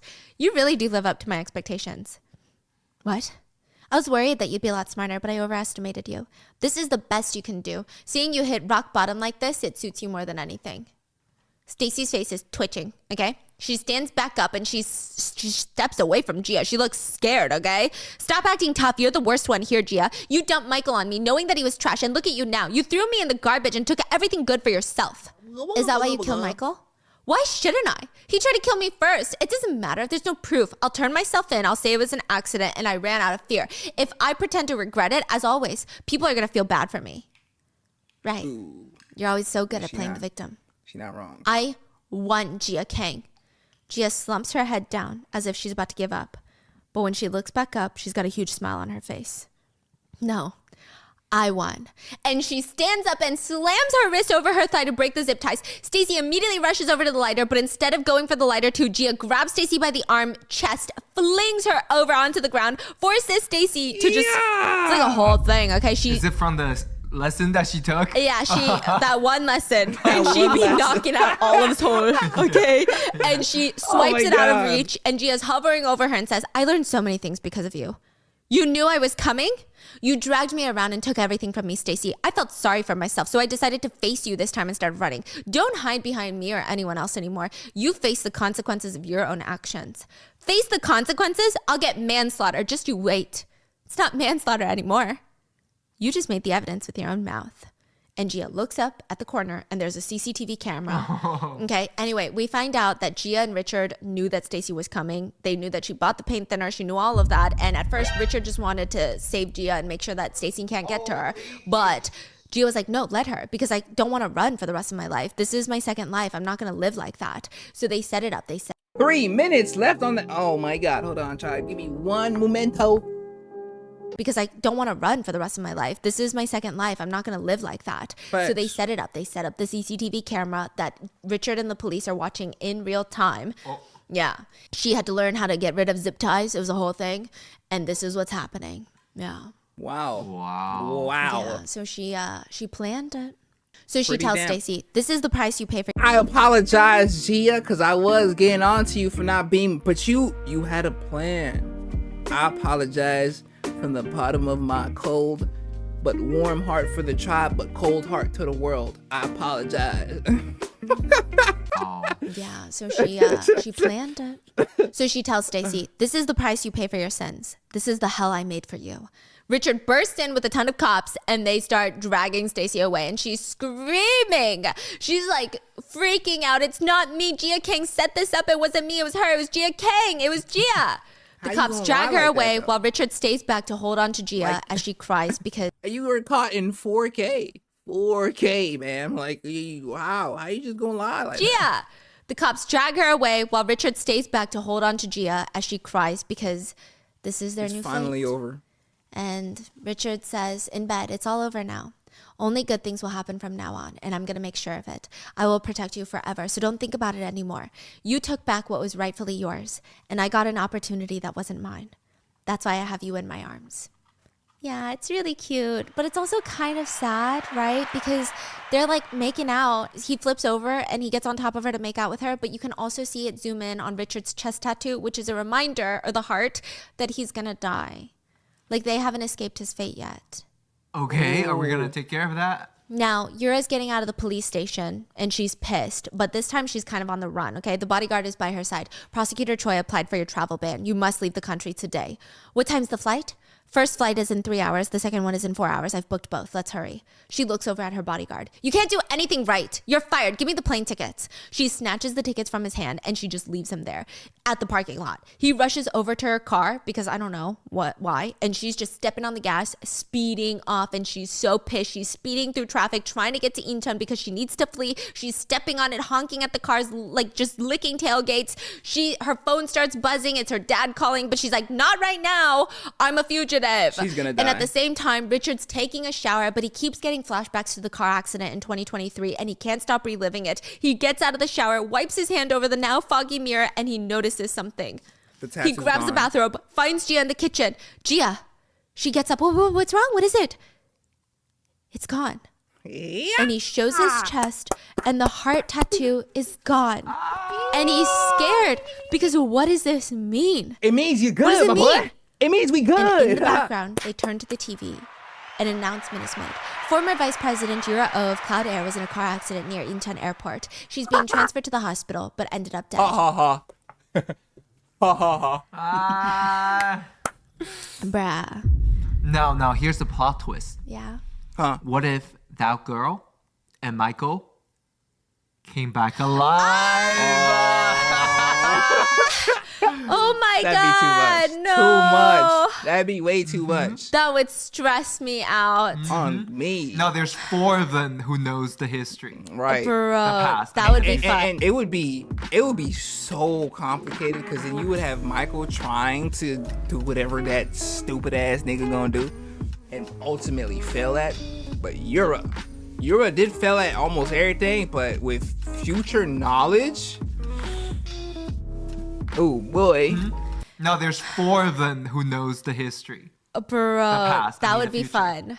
That would be crazy. Crazy That would hell. be crazy. That would be next level. Yeah. Now, yeah. anyway, everything pans out from here. Mrs. Yang is free. She finalizes the divorce, and Mr. Lee was her attorney, and she thanks him, and it's like really cute.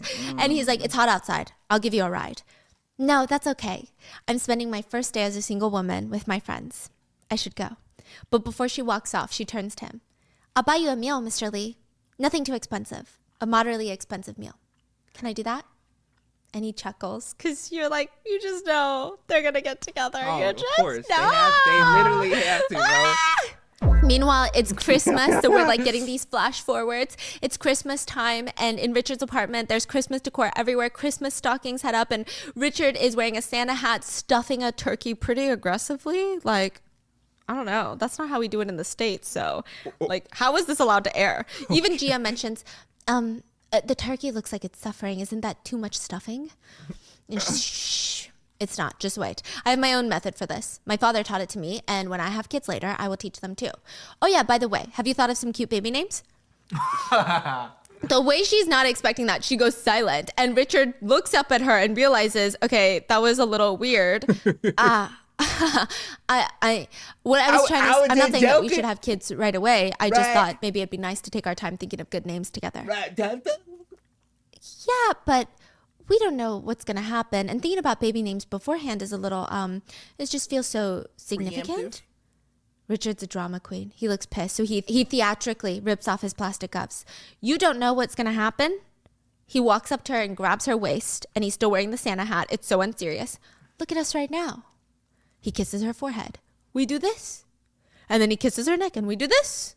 And he picks her up, and he's taking her to the bedroom. Disgusting. And throughout the days, weeks, months, Gia is genuinely happy. Like, everything is falling into place. And she tells her dad, like in a monologue, Appa, I'm so happy now. It's not that I've become someone great. I'm still Gia Kang. Anyway, after work, one day Gia gets home to Richard, and he made Gia her favorite meal, pork kupa with the little chives. And he puts the bowls down. Why is the show still going? On God. Like, yeah. Shit's about to go down. And she's like, thank you for the on meal. The edge of my seat. And Richard is like, wait. And he brings over the little chives. And she puts it in, and she tastes the soup, and she looks like her entire world has stopped. Like, she almost looked like she's either going to slap him silly or start screaming. Well, I know this taste. Is this from the restaurant that we went to in Busan that's like 7 hours away? That was about to close down? Nothing gets past your taste buds. Yes, you're right. Wait. After the restaurant was gone, I looked for restaurants that made it like them, and I couldn't find anything similar. And oh my God. And she scarfs down another bite. And I was like, it's Busan, right? Why can't there be more restaurants like this? Why are they all so different? And then she shoves another spoonful in her mouth. Richard hasn't even touched his food yet. You don't have to gobble it down. Okay, Chia? You can eat it whenever you want. They opened a branch in Seoul just 5 minutes from here. No way. He brought them here. He made them open a restaurant next to their house. To have a trouble boyfriend, boy. Jesus. Okay, like buying a whole restaurant to make your girlfriend happy, that's the new bare minimum. If I have $1 billion, Hello? I will buy What do you want? I'll buy my wife. Heidi Lao? Bruh. The whole company. I've never heard of that company. Heidi Lao, please. Okay? And Richard's like that's okay, right? Aren't you so impressed by your boyfriend right now? And Gia says, actually, I was thinking, do you have plans this weekend? There's somewhere I want to go with you. So that weekend, they go over to this little park by the lake, and it's winter time, so it's cold and snow is falling, and it almost doesn't even look familiar because it's winter. But that is where Richard and Gia spent their first night together, right next to the lake, where they laid on the grass all night. And they're standing there arm in arm, and Gia tells Richard, when I was young, I always felt anxious and lonely, but I'm not anxious or lonely anymore since I have you. It's no surprise. I am the best allowance your dad ever picked to give you. And Gia laughs.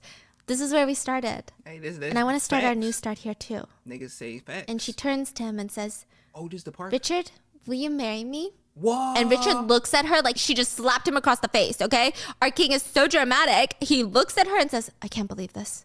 And he walks off, leaving her stranded, alone. And she's offended. I mean, no, what I meant was that's just how I feel right now. You don't have to give me an answer. How could you just leave me like, I thought that you had changed, but you're still the cocky CEO. And she's standing there confused. But he comes back with a huge bouquet of flowers. And he says, you can do whatever you want, but not a proposal. And he gets down on one knee and pulls out the most beautiful ring. And he says, I've been carrying it for so long. I wanted to propose all this time. Will you marry me? Dang. And then somebody shoots Gia in the stomach. Cut to Stacy in prison. Okay. And she's in prison talking to all the prisoners. I know. Gia gaslit everybody and put me in here. She's so jealous of my life. She stole my husband. Yeah, she married my husband that I was dating for like 7 years. It was a whole thing. And that's why I'm in prison. But I just think that she's a little delusional. Yeah, spinning a whole new story again, okay? But that night she gets a dream that her husband Michael visits her in prison, and it's like a whole thing. And he's like, hey, I got insurance money from killing you. So can you go give Gia all the insurance money? And she's screaming, why does everyone care about Gia? And they take her away to the insane asylum. Yeah. Meanwhile, the prison TV is playing the news. The wedding of the century. Gia and Richard's wedding at the Winton Hotel. And we see all the photos and it's beautiful. Like Gia is just walking down and everybody's there. I love it. This show just like keeps going. It's like, I'm just going to tell you exactly how happy they are. Yes. And how happy they are. And how miserable the other I'm just going to keep going. And it's like the most beautiful, grand wedding. Like everything that was the opposite of her first wedding. And it's just beautiful. Even Grandpa Yu has the biggest smile on their face. And it's just the sweetest thing. And Gia tells her dad, everything got a little bit better. I wish you were here. You would be so happy to see me this happy. Are you watching? And Gia's still at the ceremony taking all these pictures. And she throws the bouquet. And this time Hannah catches it and shows it to Albie. And he smiles. Anyway, the next scene is Gia's speech. Hello, I'm Gia Kang, the director of UNK's new Second Chance Foundation.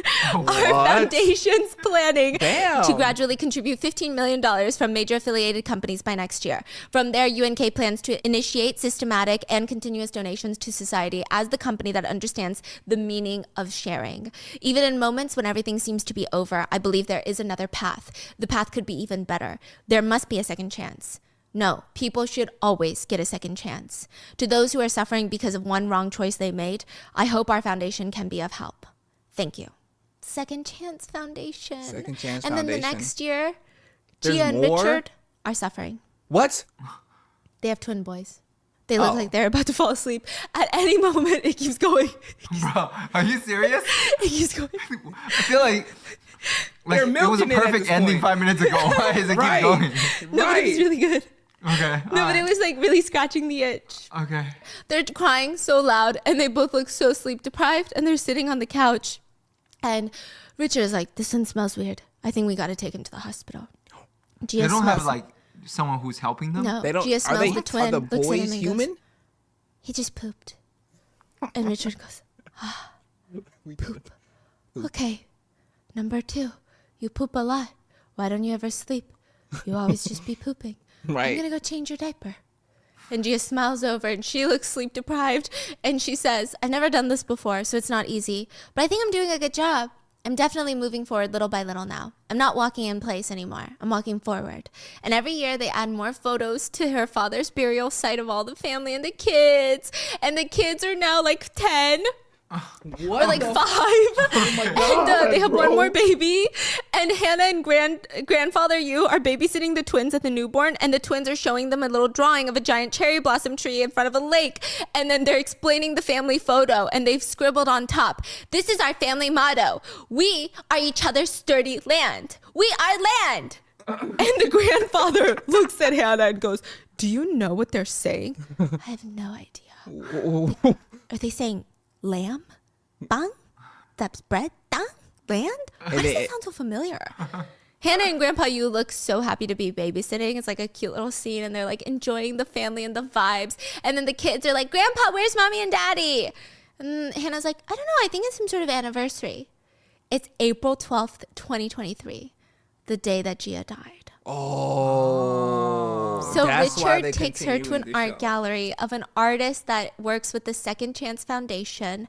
And the whole place is covered in beautifully drawn cherry blossoms. Because remember the day she died, there were cherry blossoms coming in? Yeah. Yeah. And she's staring at him and she's staring at the paintings. And Richard grabs her hand and looks her in the eye and says, thank you for making April 12th a completely different day.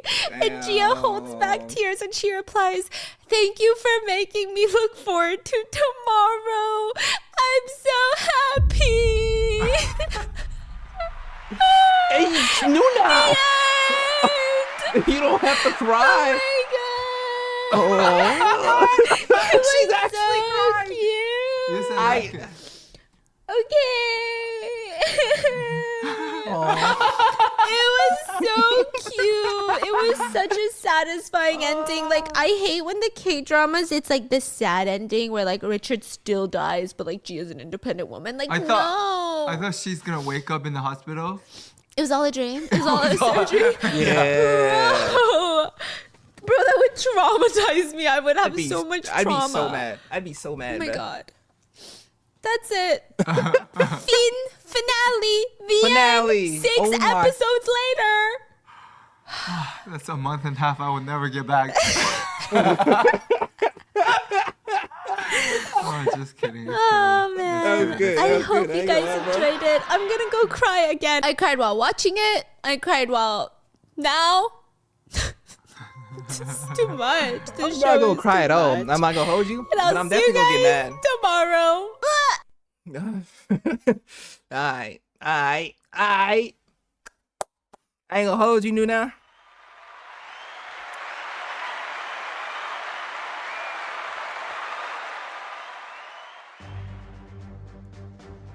Whoa there. Very adventurous music. Hold on, let me go full screen with it. Yeah, here we go. Yeah, we here. What song should I choose? Gold. I'm gonna go with Gold. I hope y'all enjoy this. This has been coming out back to back to back. So hopefully I have not like ruined the vibe by posting these damn near every day. We're probably gonna go on to like, what should we watch next from Noona? I don't even know. I'ma see. I'ma figure something out. Per usual, your presence has been a boon to my life. I appreciate you for pulling up. I appreciate you for smiling at all my dumbass comments. Hopefully it wasn't too annoying. I just appreciate y'all in general, for real, for real. Get your water, drink some with me, and let's end the video.